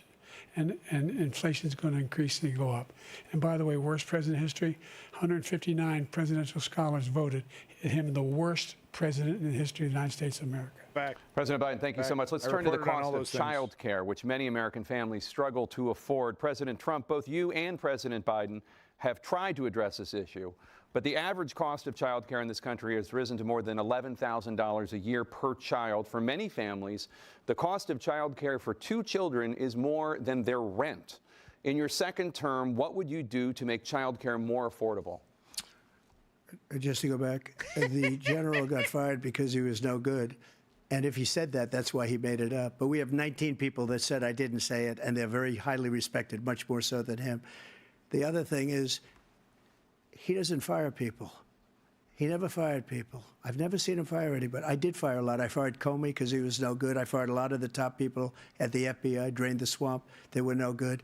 Not easy to fire people. You'd pay a price for it, but they were no good. I inherited these people. I didn't put them there. I didn't put Comey there. He was no good. I fired him. This guy hasn't fired anybody. He never fires. He should have fired every military man that was involved with that the Afghanistan horror show. The most embarrassing moment in the history of our country. Hammering him on that. He didn't fire. Did you fire anybody? He did. Did you fire anybody that's on the border? Good, that's allowed us to have the worst border in the history of the world? Did anybody get fired for allowing 18 million people, many from prisons, many from mental institutions? Did you fire anybody that allowed our country to be destroyed? Joe, our country is being destroyed as you and I sit up here and waste a lot of time on this debate. This shouldn't be a debate. He is the worst president. He just said about me because I said it. But look, he's the worst president in the history of our country. He's destroyed our country. Now all of a sudden he's trying to get a little tough on the border. He came out with a nothing deal, and it reduced it a little bit, like this much. It's insignificant. He wants open borders. He wants our country to either be destroyed or he wants to pick up those people as voters. Can he get an opportunity to respond to this, please? I don't think we just can't let it happen. If he wins this election, our country doesn't have a chance, not even a chance, of coming out of this rut. We probably won't have a country left anymore. That's how bad it is. He is the worst in history by far. Zero substance. Thank you, President Trump. President Biden? We're the most admired country in the world. We're the United States of America. There's nothing beyond our capacity. We have the finest military in the history of the world. Makes the Trump finest look in like the a history bitch. of the world. Yep, good no answer. one thinks we're weak. No one wants to screw around with us. Nobody. Number one.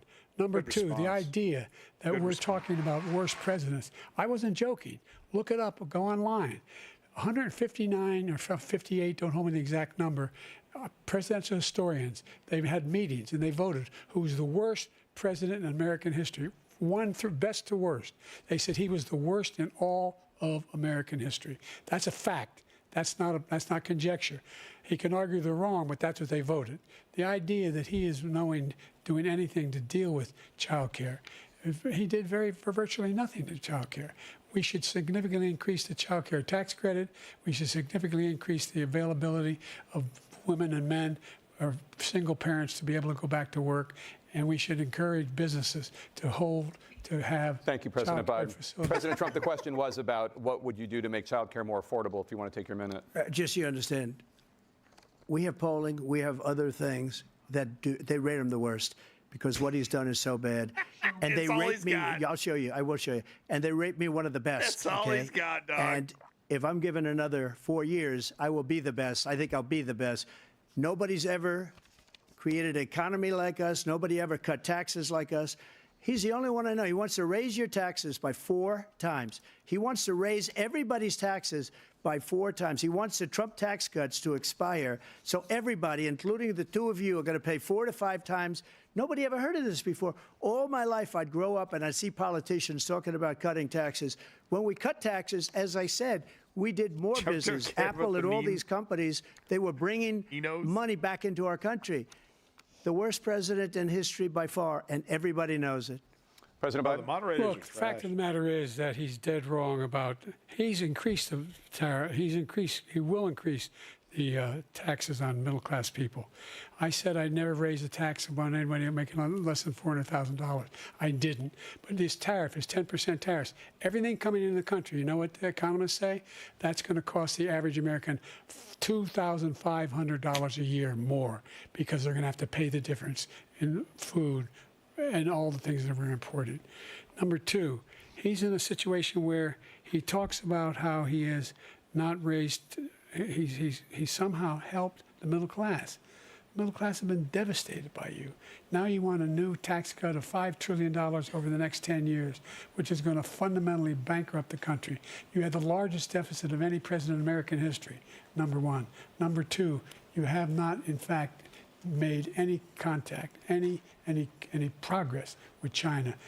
We are at the lowest trade deficit with China since 2010. Thank you, President Biden. You lost Thank you, President Biden. Let's discuss an epidemic impacting millions of Americans that both of you have made a top priority in your first term, the opioid crisis. And for both of you, the number of overdose deaths in this country has gone up. Under your term, it went up. Under your term, it has gone up.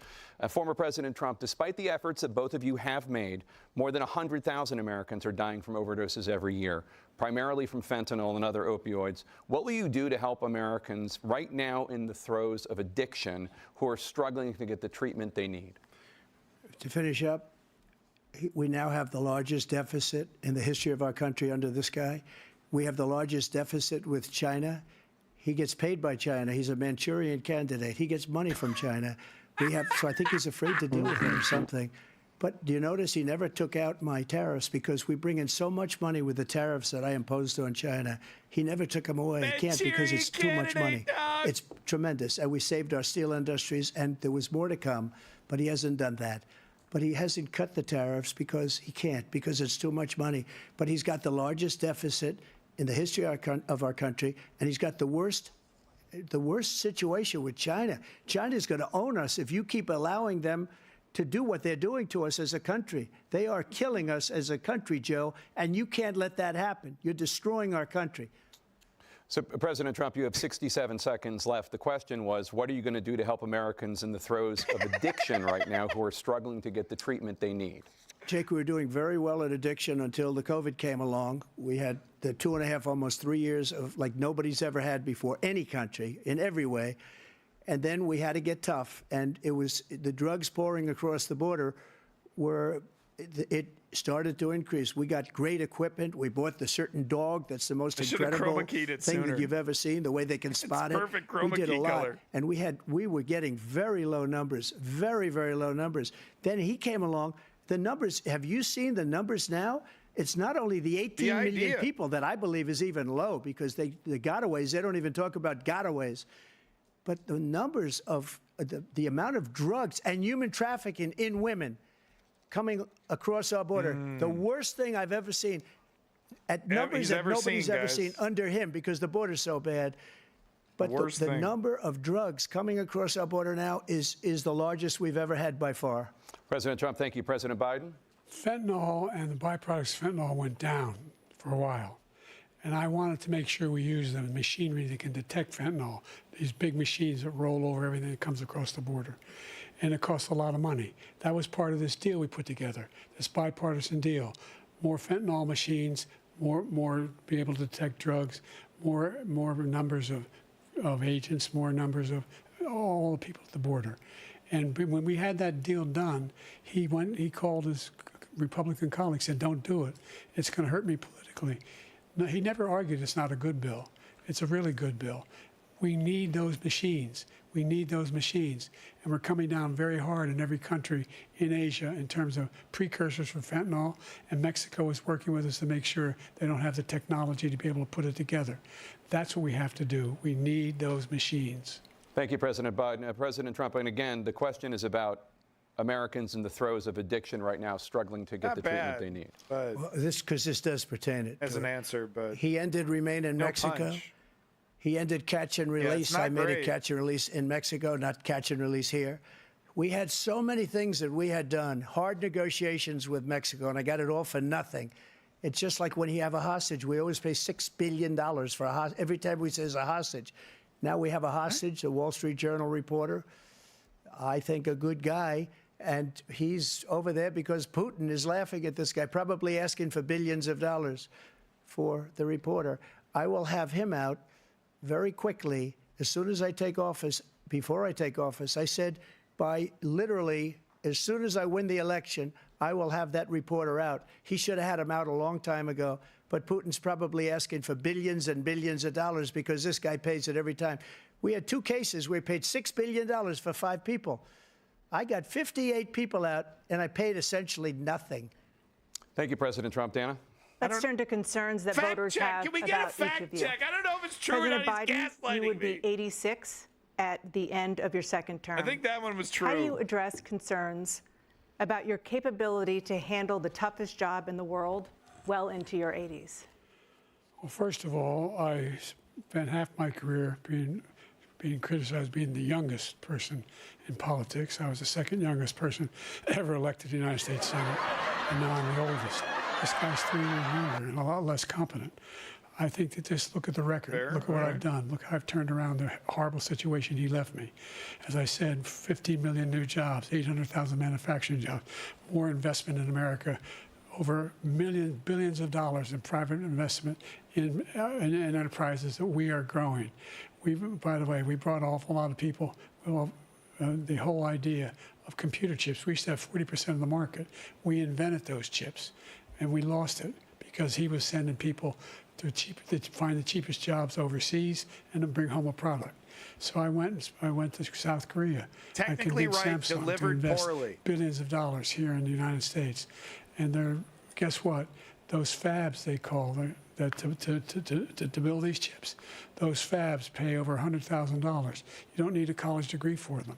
And there's billions, about $40 billion already being invested and being built right now in the United States, creating significant jobs for Americans from all over the world. President Biden, you have 40 seconds left. Would you like to add anything? Yeah, I would. The idea that somehow we are this failing country. I never heard a president talk like this before.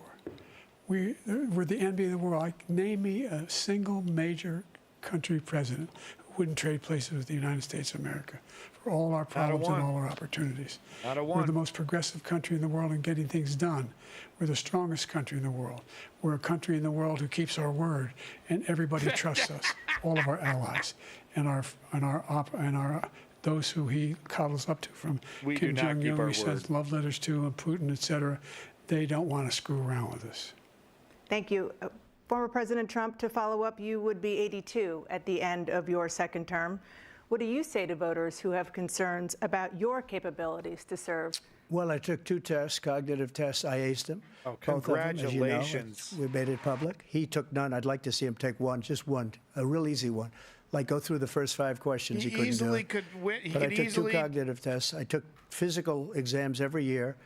And, you know, we knock on wood wherever we may have wood, that I'm in very good health. I just won 2 club championships, not even senior, 2 regular club championships. To do that, you have to be quite smart, and you have to be able to hit the ball a long way.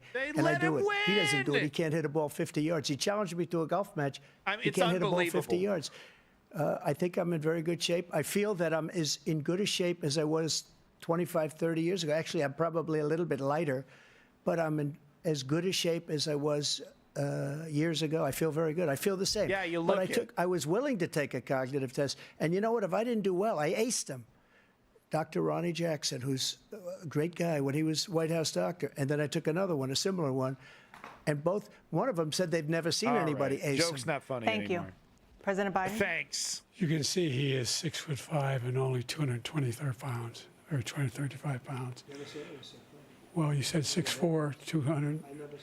Well, anyway, that's it. Anyway, just take a look at what he says he is, and take a look at what he is. Look, I'd be happy to have a driving contest with him. The reason I got my handicap, which when I was vice president, down to a 6. What are we talking about? What the fuck? What the fuck are we talking about? Think you can do it?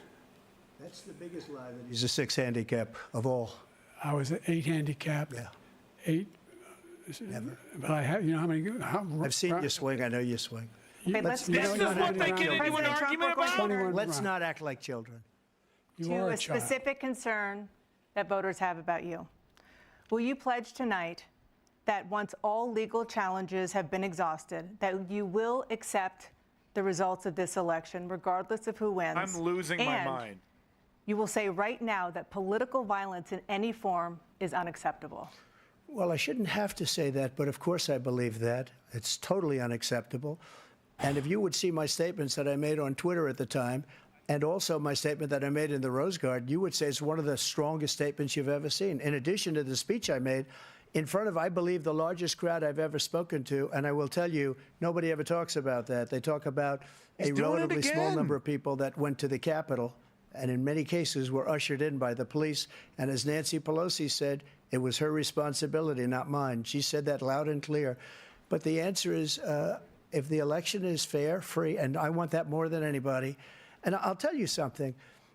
I wish he was a great president, because I wouldn't be here right now. I'd be at one of my many places enjoying myself. I wouldn't be under indictment because I wouldn't have been his political opponent, because he indicted me because I was his opponent. Lie. I wish he was a great president. I would rather have that. Why? I wouldn't be here. I don't mind being here. He's been so hands-off. The only reason I'm here is infuriating. he's so bad as a president that I'm going to make America great again. We're going to make America great again. We're a failing nation right now. We're a seriously failing nation. And we're a failing nation because of him. His policies are so bad. His military policies are insane. They're insane. These are wars that will never end with him. He will drive us into World War III, and we're closer to World War III than anybody can imagine. We are very, very close to World War III, and he's driving us there. And Kim Jong-un and President Xi of China, Kim Jong-un of North Korea, all of these, Putin, they don't respect him. They don't fear him. They have nothing going with this gentleman, and he's going to drive us into World War III. Yeah.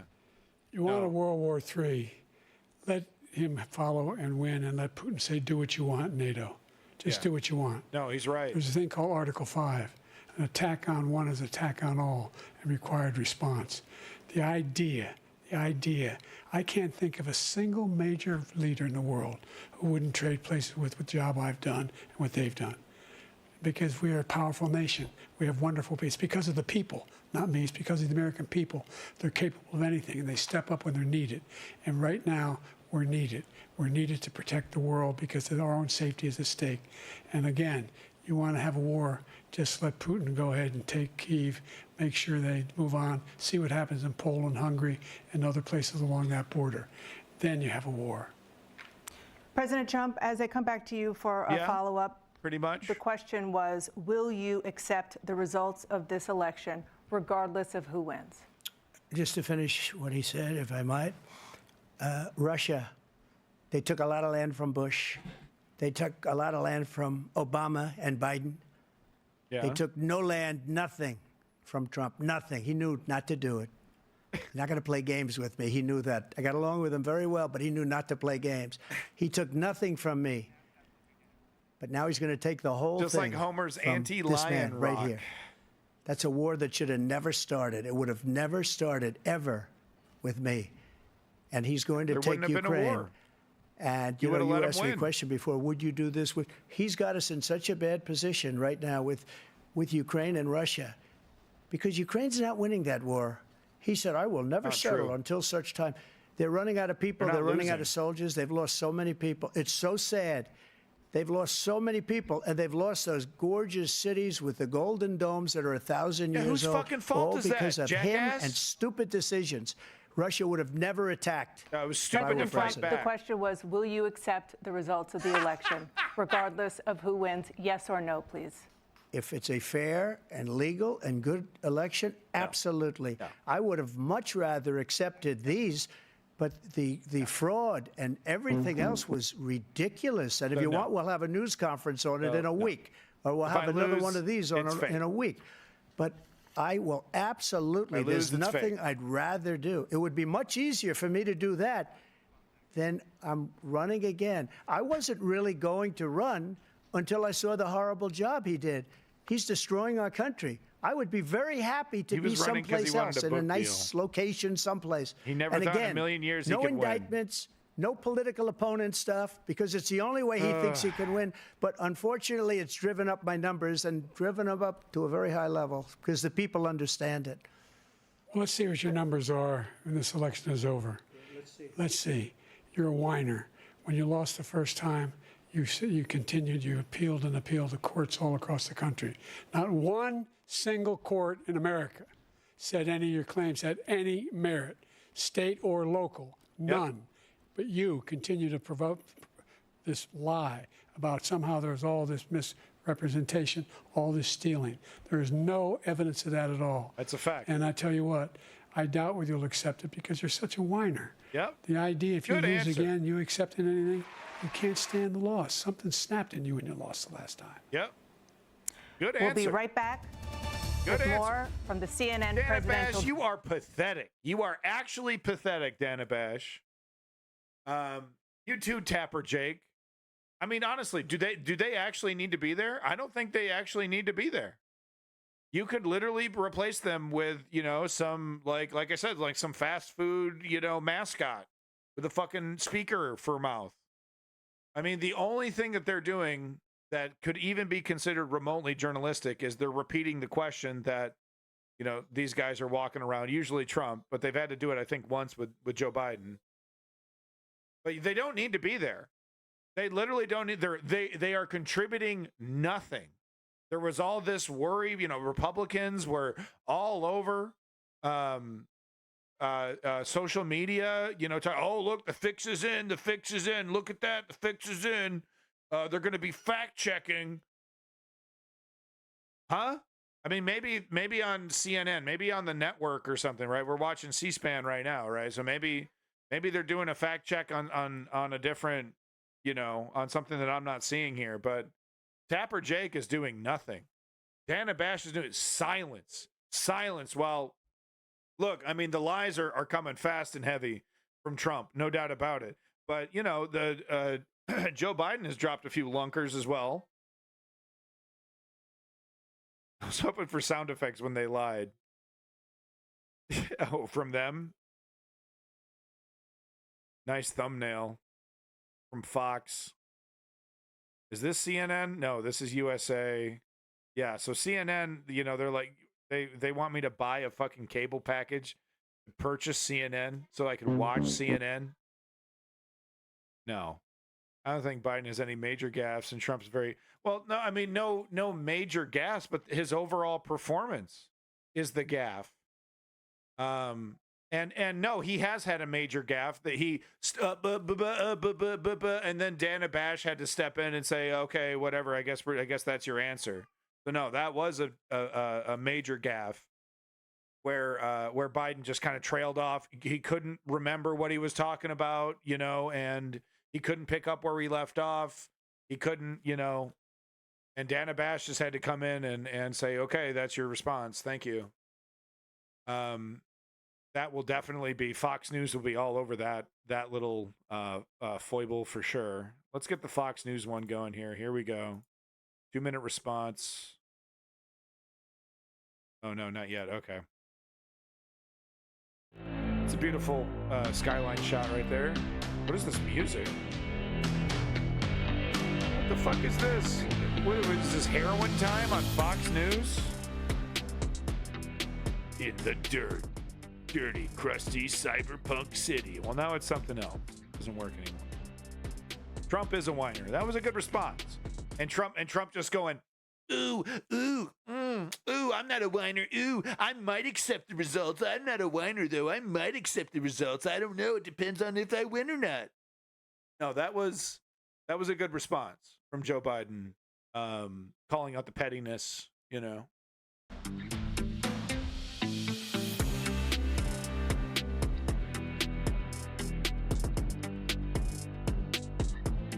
don't know about he hasn't looked on point this entire debate, man. All right, here we go. Closing statements as predetermined by a coin toss. We're going to begin with you, President Biden. You have 2 minutes. We've made significant progress from the debacle that was left by President Trump in his last term. We find ourselves in a situation where, number one, we have to make sure that we have a fair tax system. I ask anyone out there in the audience or anyone out watching this debate, do you think the tax system is fair? The fact is that I said nobody even making under $400,000 had a single penny increase in their taxes. And will not, and if I'm reelected, that'll be the case again. Policy. But People this want guy lower has increased your taxes because of the deficit, number one. He's increased inflation because of the debacle he left after the way he handled the pandemic. And he finds himself in a position where he now wants to tax you more by putting a 10% tariff on everything that comes into the United States of America. What I did When, for example, he wants to get rid of the ability of Medicare for us to be able to negotiate drug prices with the big pharma companies. Okay. Well, guess what? We got it down to $35 for insulin instead of $400. No more than $2,000 for every senior, no matter what how much prescription they need. Okay. You know what that did? That reduced the federal debt by $160 billion over 10 years because the government doesn't have to pay the exorbitant prices. I'm going to make that available to every senior all along. It's happening now, and everybody in America. He wants to get rid of that. Yeah. I'm going to make sure that we have child care. We're going to significantly increase the credit people have for child care. I'm going to make sure we do something about what we're doing on lead pipes and all the things that are causing health problems.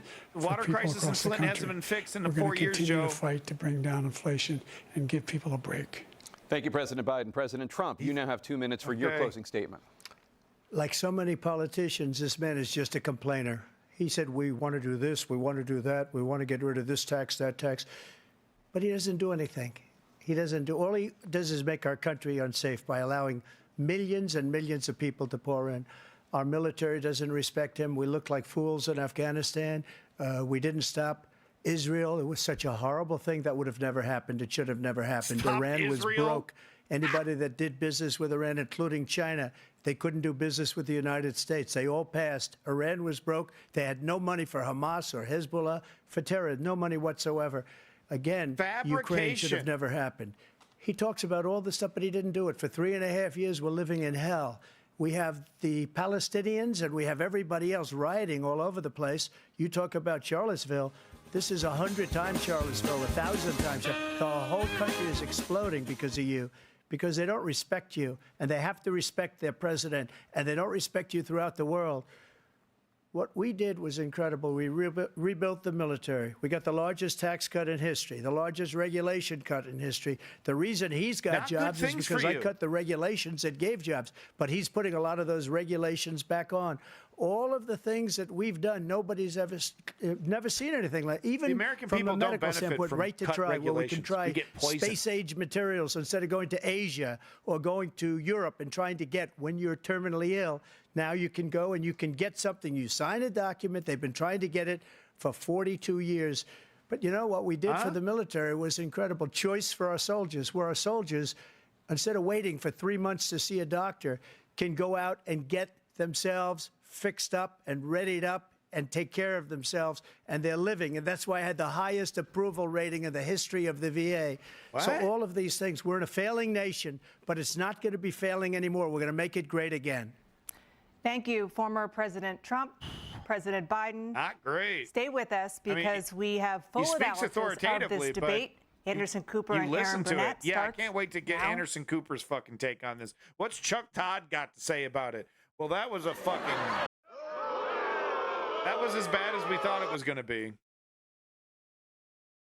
All right, full analysis starts now on CNN. I got to see their analysis because I want to see this fact-checking.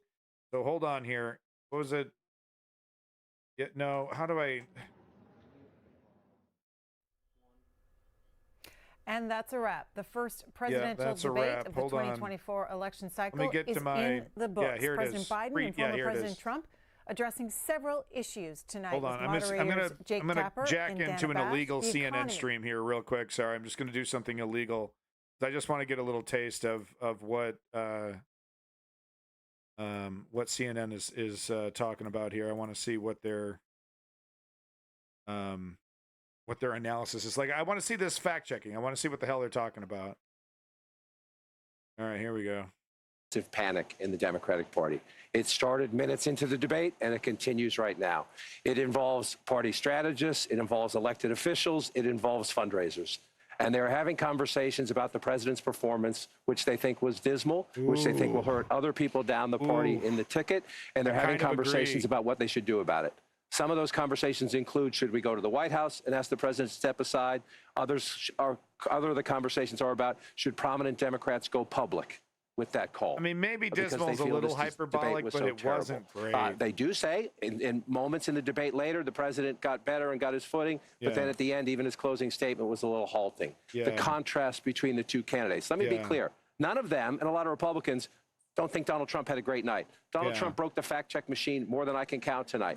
That will be on the record as we go forward. He refused to answer some very specific and direct questions about his conduct, about January 6th and what all. So that will be dealt with out there. And sometimes there's a parallel universe between the political elites and the American people. It'd be nice to see what the voters say. But I can tell you, it started minutes in. It started with the first couple of answers, and it has continued throughout the night from a, oh, my God, oh, my God, oh, my God, to what do we do about this? Yeah, and it involves very senior people in the Democratic Party, including elected officials, saying we have a problem. And just to co-sign what John is saying, I mean, the panic that I am hearing from Democrats is not like anything that I have heard in this campaign so far. And a lot of it has to do with, first of all, there was a deep frustration about Trump's lies. I mean, he lied a lot tonight. But the problem for Biden was that Trump was able to take sometimes incredible falsehoods and turn them into some kind of argument, whereas Biden's answers were, in a lot of cases, not coherent. They were meandering. Deeply problematic that he was not able to take pretty straightforward answers and answer them to the American public. And then also, at some points, bringing things up that teed up Trump attacks. So there's a real concern here tonight that there's been some real damage done that cannot be undone. It's too late, Biden solidified the perception among voters, but especially among his base. They were hoping that tonight would be a game changer. They are now seeing like he had a sore president who is in the White House, who they do not necessarily believe can do this for another 4 years. Yeah, I'm a little worried. I'm a little worried. Look, I can't argue with either of them about how Democratic leaders are reacting to this poll.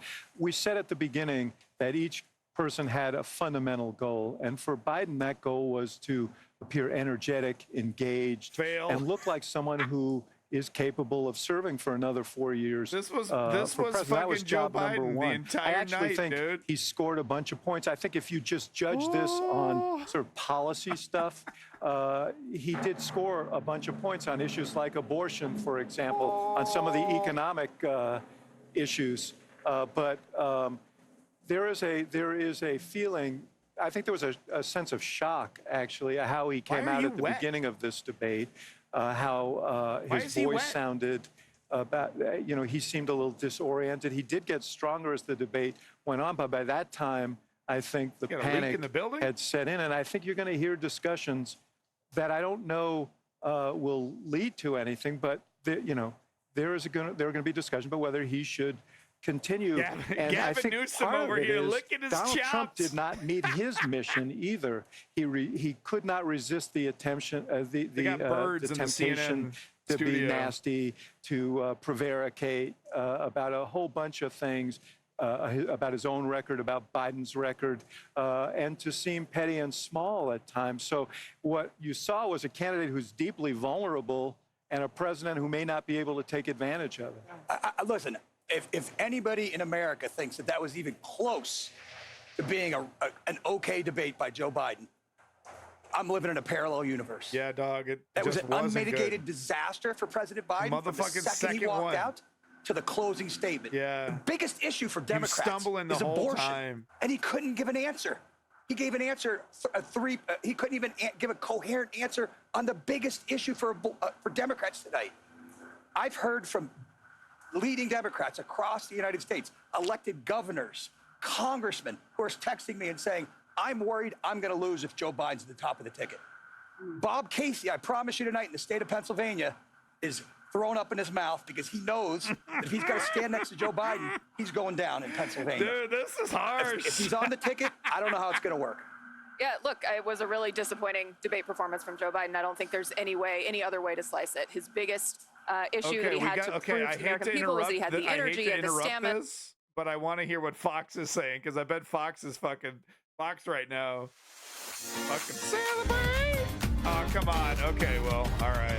Fine, we'll go back to CNN. But I bet Fox is celebrating right now. I bet Hannity's got a big fucking smile talking to the on his Biden face. campaign, they say, their dials started really moving away from Trump as he was increasing his personal attacks on Biden. So I think there was a lot. So no, these Davey, these guys are obsessed with optics. If you dig through the nuggets, there was a lot of really good stuff in there, and we were listening really, really closely. But normies don't do that. Okay, they're on their cell phone. They're dicking around in the kitchen. They got something going on. They're not political freaks like us. Okay, and what they heard was.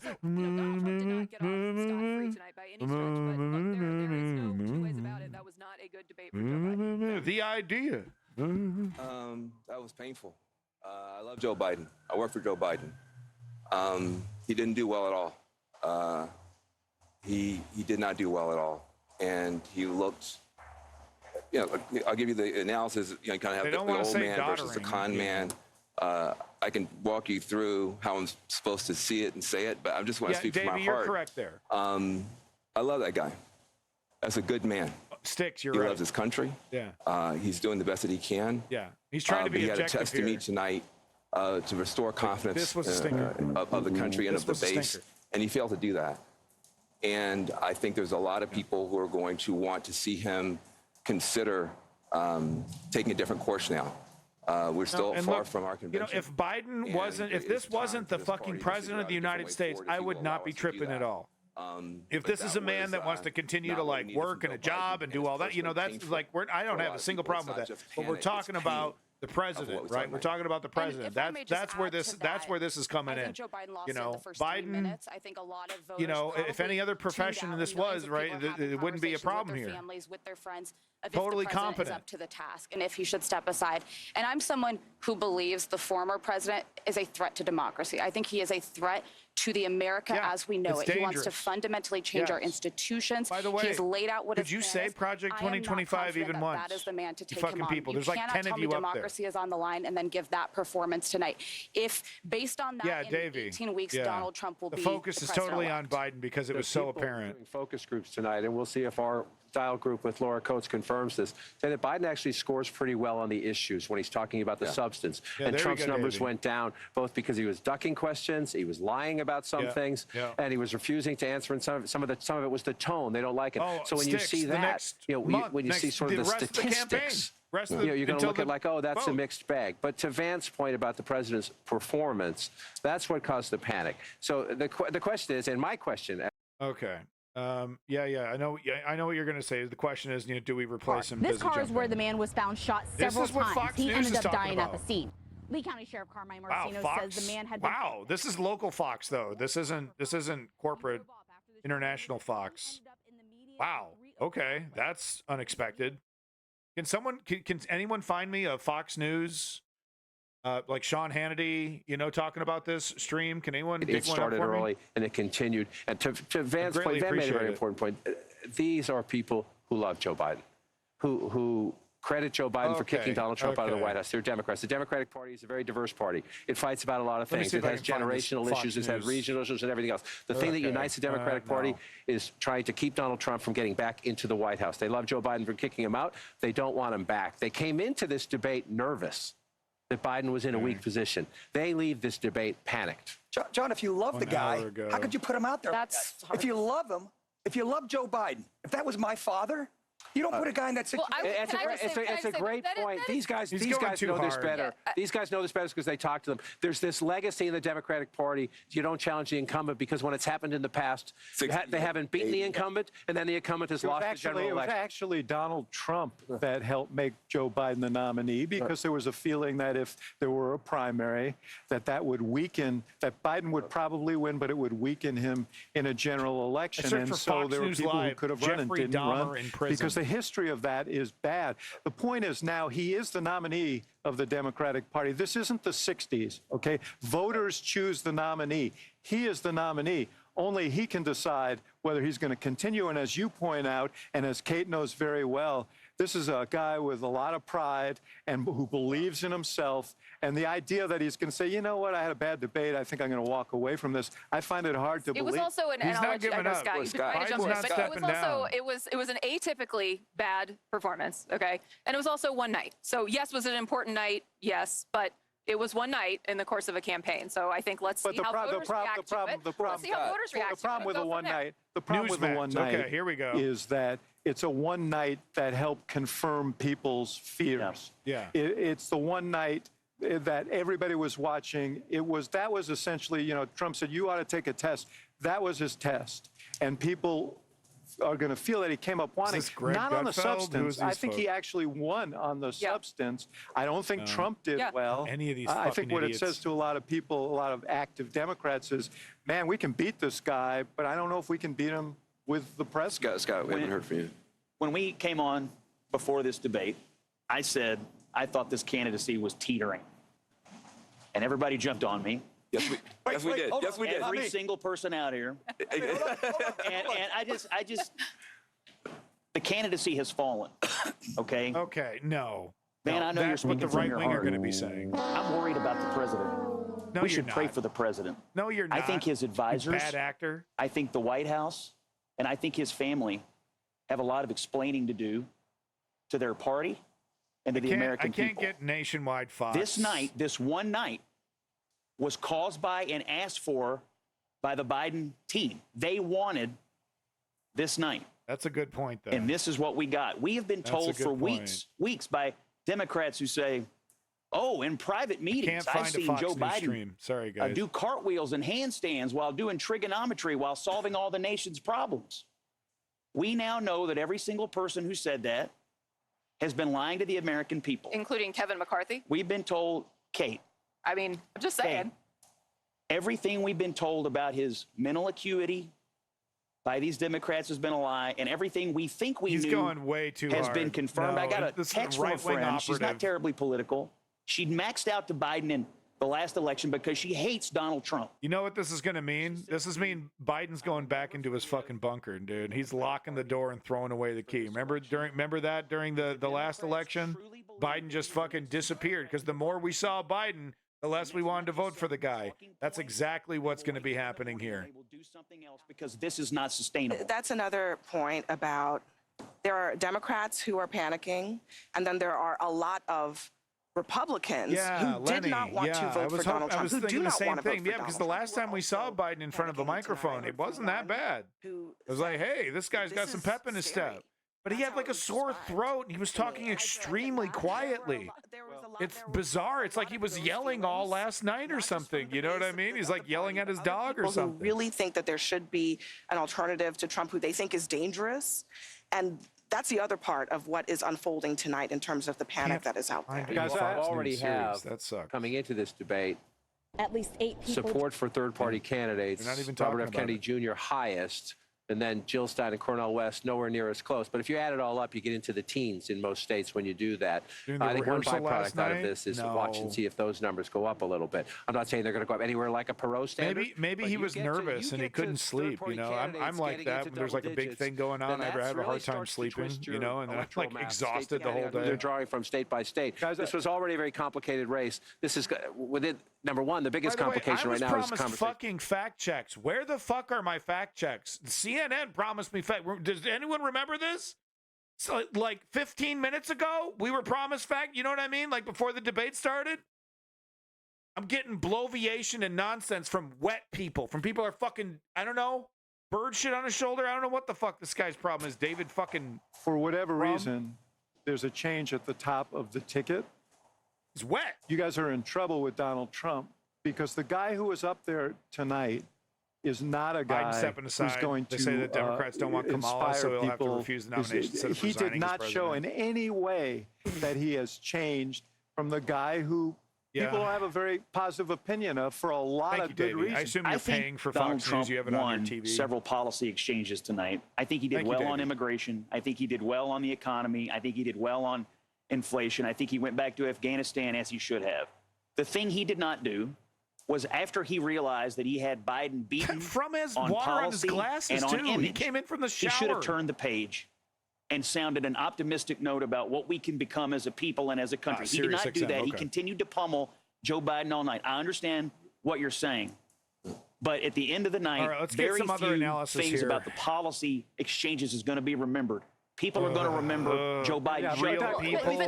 They're going to remember him shuffling out They're going to remember. Okay, I don't want to hear this Republican anymore.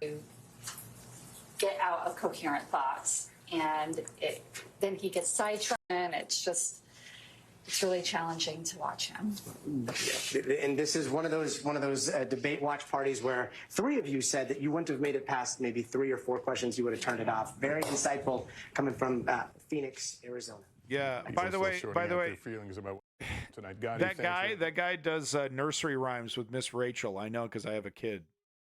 But that's where I recognize him. I don't know why I said that. I don't know why I know that. Generic Democrat next to him, I don't think he would have won the night. But you put somebody who was suffering from the moment that they got out. It was hard to watch. I had to occasionally look away because it was so uncomfortable. Yeah. I think America deserves better than the options that are in front of them. It's really devastating. And by the way, our allies are watching. Yeah, look, I mean, the way that I would try to phrase it if I were less emotional, I used to love it. Is Biden stuttered, but he told the truth. He looked terrible. His policies were good. Yeah. Trump spoke plainly, but he lied the whole time. Yeah. And he looked good, but his policies were terrible. I mean, he's going to do nothing on climate change. He was hugging the. I mean, that's exactly what I was saying. You know, he was objectively correct, delivered poorly. Fox just played that one time. Biden got confused. Yeah, of course, it's going to be on repeat. Now, there are some who would say, though, you know, Jessica, you referred to, you know, I don't know who these people are. I want the famous blowhards. That they should inspire, that they can do the job in a way that would be good for the country. Saying, I don't know but what young voters said. Are up for grabs in this election, and I don't know a voter under 30 who would have watched tonight and could say, I have confidence in Joe Biden and casting my vote for 4 more years of Biden. Yeah. And this opens the door, by the way, for the conversation about if Joe Biden remains the candidate, you're not voting for Joe Biden. You are voting for President Kamala Harris. Let's be honest. That is where the Trump campaign is going to go with this. They started down this road with an ad they released today. What the hell is Destiny doing but this on conversation Fox News about who you're actually casting your vote for, the volume is going to ratchet up, and I got news for you. She's less popular than he is. Oh, that's that is going. Bro, you're allowing Fox News to use you like a fucking tool. You know, Destiny famously, you know, is like friends with Nick Fuentes or associates with Nick. He hasn't you know what I mean? Like he's buddy with a lot of these righties. And now he's starting to make appearances on Fox News. Oh, Destiny. Oh, how far the mighty have fallen. All right, we're getting a little bit here. 2 hours ago. Okay, this is the clip. This is the latest clip out of Fox News. Let's see what they're saying. Struggle to afford. President Trump, both you and President Biden just a highlight. have tried to address this issue, but the average cost of childcare in this country has risen to more than 11. Okay, so it's no analysis. It's literally just a highlight. Okay, sorry. Enough times in a coherent way to blunt the fact that Trump was taking a universe that was built on a house of lies and building it doesn't matter. Building a whole world for the millions of people watching. Particularly on some of the most basic subject matters that President Biden should have been able to just. That world that he was able to build, it was not knocked down by the president. That is really at the heart of the problem. He may have won when he was making his discrete policy points, but part of the job on the debate stage is dealing with an opponent like Donald Trump, who goes like a mile a minute on things that are not true. And if you don't deal with that, Abby. I don't know if no one at home is doing that. All I want to say is I'm not sure. I don't think you're giving viewers enough credit. I think what they saw was the Trump that they didn't like, and I don't think he did himself a great service. But yes, and I also think we should let voters absorb this and see what they say. Right? Let's look at the dials. Let's look at so they're going to do. Oh wow! Okay, guys, so check it out. They're going to do. Ultimately, voters have to absorb it. An interview with Kamala Harris. Should we stick around for the Kamala Harris interview? Biden did fact check him on the Charlottesville thing. He was completely wrong. Right, so he's up there talking about Charlottesville and Trump not denouncing the two sides. And Snopes was out last week, 7 months, 7 years too late kind of thing on the deal.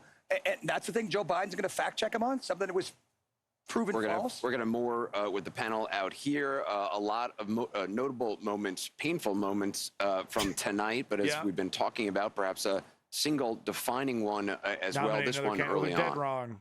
Yeah, they're dead wrong. But that's making the sure attack that we're able to make every single solitary person eligible for what I've been able to do with the with the COVID. Excuse me, with dealing with everything we have to do with, look, if we finally beat Medicare. Thank you, President Biden. President Trump? Well, he's right. He did beat Medicare. He beat it to death, and he's destroying Medicare. Oof. That was one notable moment early on. Let's go to Erin in the spin room. Erin?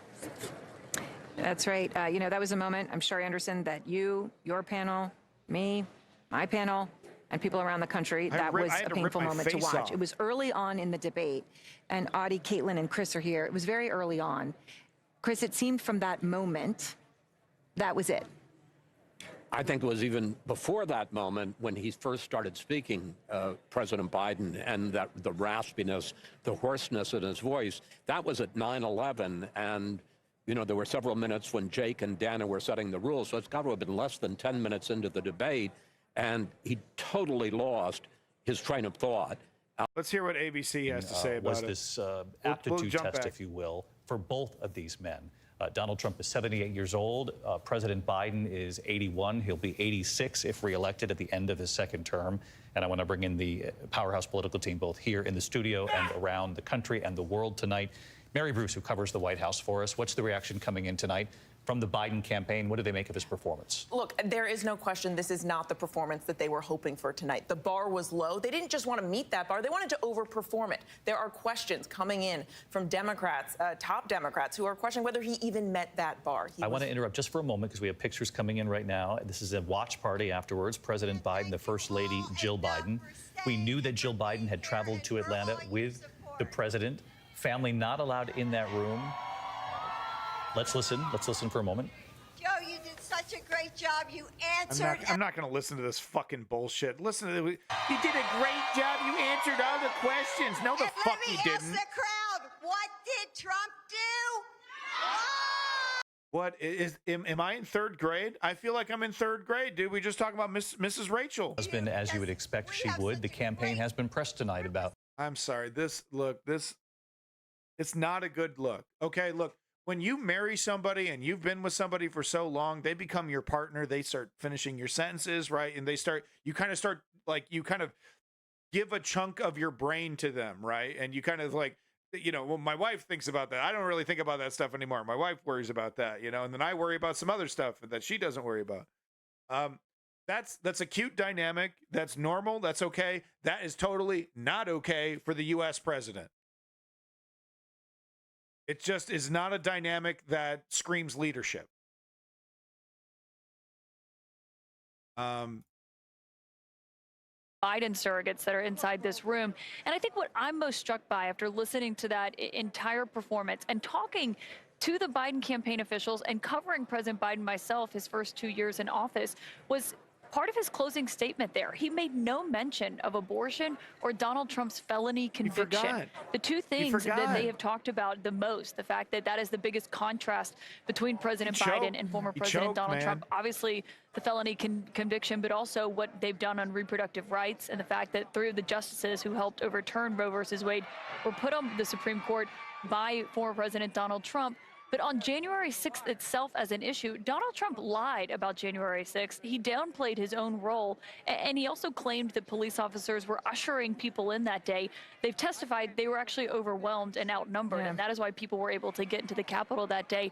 And President Biden, who delivered an address on the anniversary of January 6th and said that Donald Trump was holding a dagger to the throat of democracy, did not seize on that moment and did not take that. So can I just for a moment, because we can hear him, and this is happening right now. So I just in this moment, he's at a watch party. They're cheering 4 more years. He's speaking. What I'm curious about, okay, is does he know how bad this was at this moment? He walked out to his aides. Does he know? What is he supposed to do? Come on, shucks, we'll get him next time. That's more alarming He's got to play it off cool. He's not the first president who's had a really... Since we can hear it, why don't we listen to a little bit of it? Okay. Yeah, shut the f*** up. Heading to North Carolina. All right. Thank you, thank you, thank you, thank you, thank you, thank you. I want to go home with you. Thank you. Embarrassing. Just embarrassing. Look, folks, if you want to watch the rest of this yourself, here's the link to this website that I'm using to get access to CNN. It's got a bunch of really cool resources. You're welcome to do it. I got to get back to the kid here, though. You know, my assessment is that this was sorry. My assessment is that this was not good. Not good. Yeah, I know, Sticks. Now he sounds with it, right? Now he's warmed up. No, that wasn't good. That really wasn't good. It's going to be effectively weaponized by the fascistic right wing. It's pretty clear. Factually, I mean, he was all over the place, Biden. But you know, he had some zingers. He had some good responses. But the entire performance was like he was on, you know, mescaline. You know. Hey, thank you for the raid with 1 viewers, Canuta, appreciate it.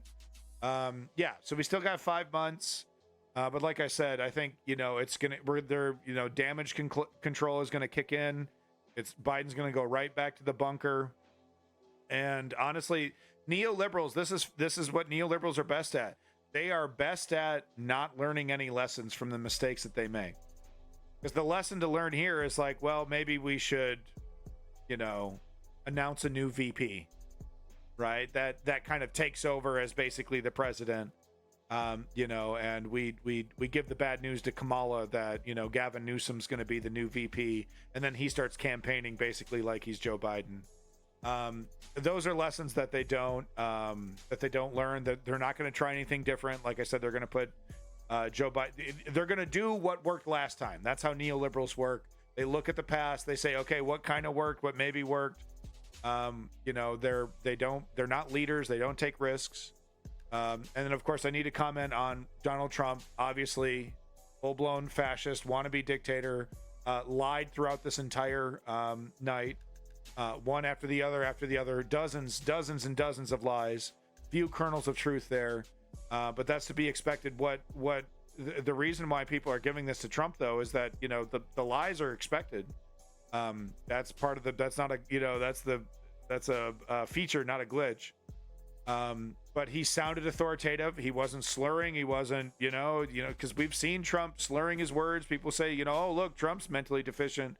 And I'm not saying he's like, you know, he doesn't have a good grasp on things. But the emulation of with itness, the emulation of competence, right? The emulation of confidence, right? Donald Trump is a natural born con man, and this is where he shines the most, which is gaslighting you, you know, weaving reality. And the format really did kind of benefit a Gish galloping kind of, you know, setup. I also have to point out that Donald Trump, you know, people were expecting Donald Trump to get flustered, to engage in his bully tactics, and the mics were going to have to be cut. They didn't have to cut anybody's mic.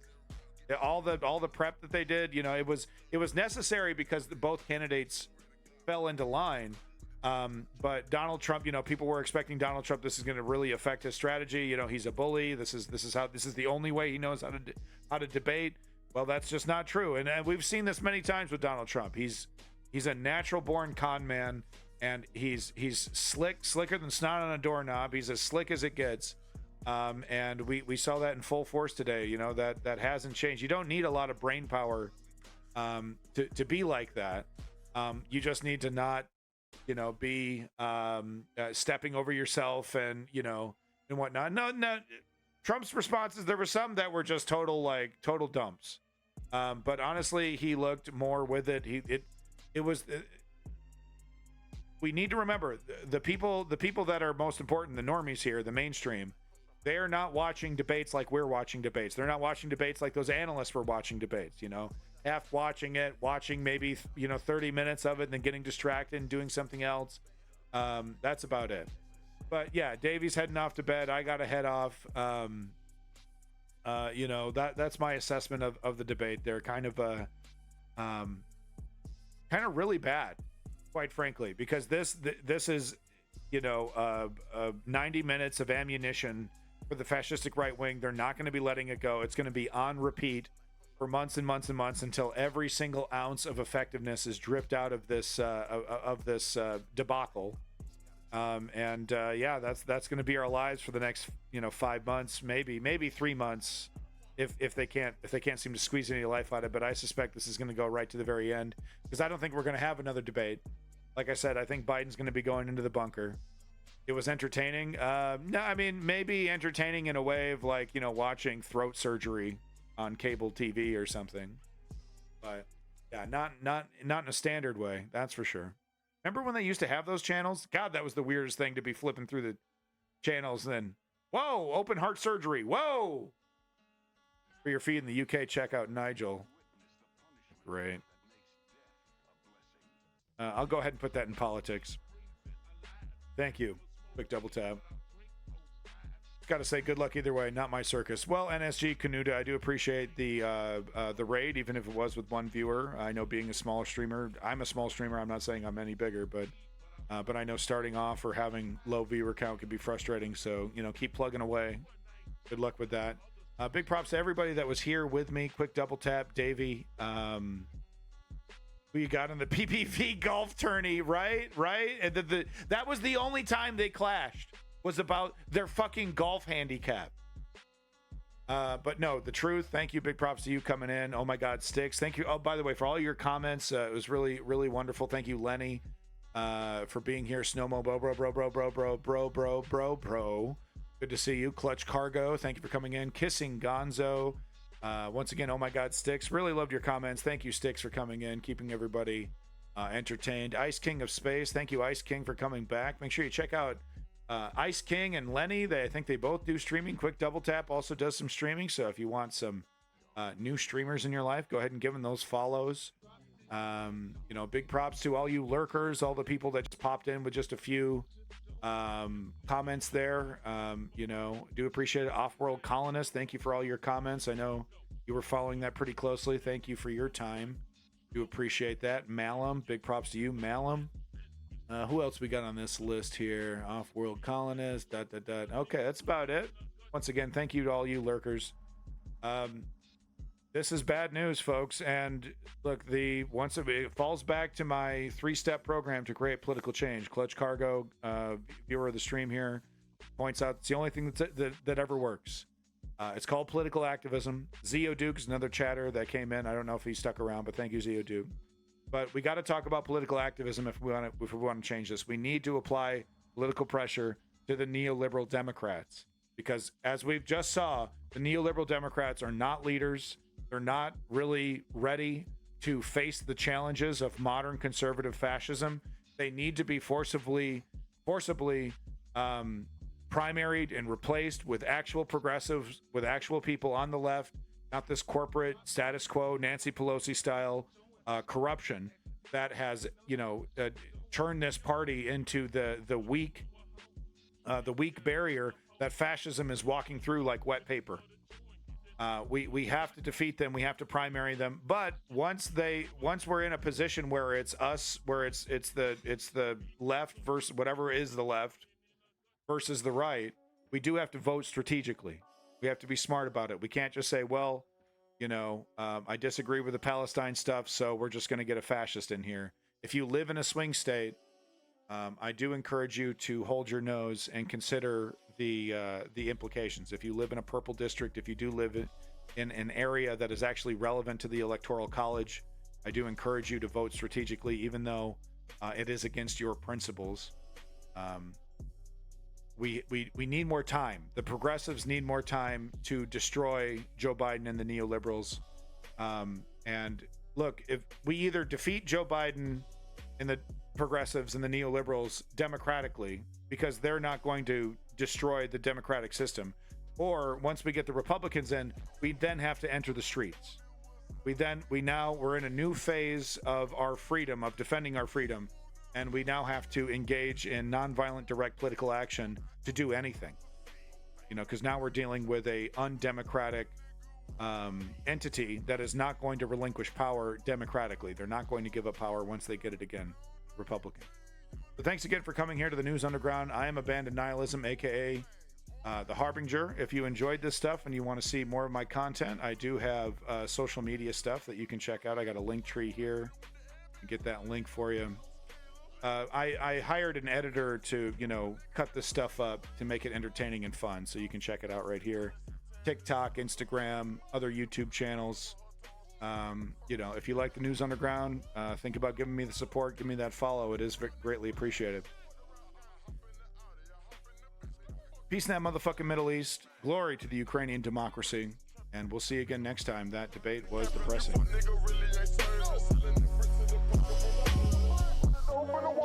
Hey, thank you, Canuda. Have yourself a good day.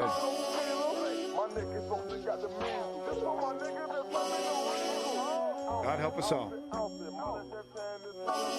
God help us all.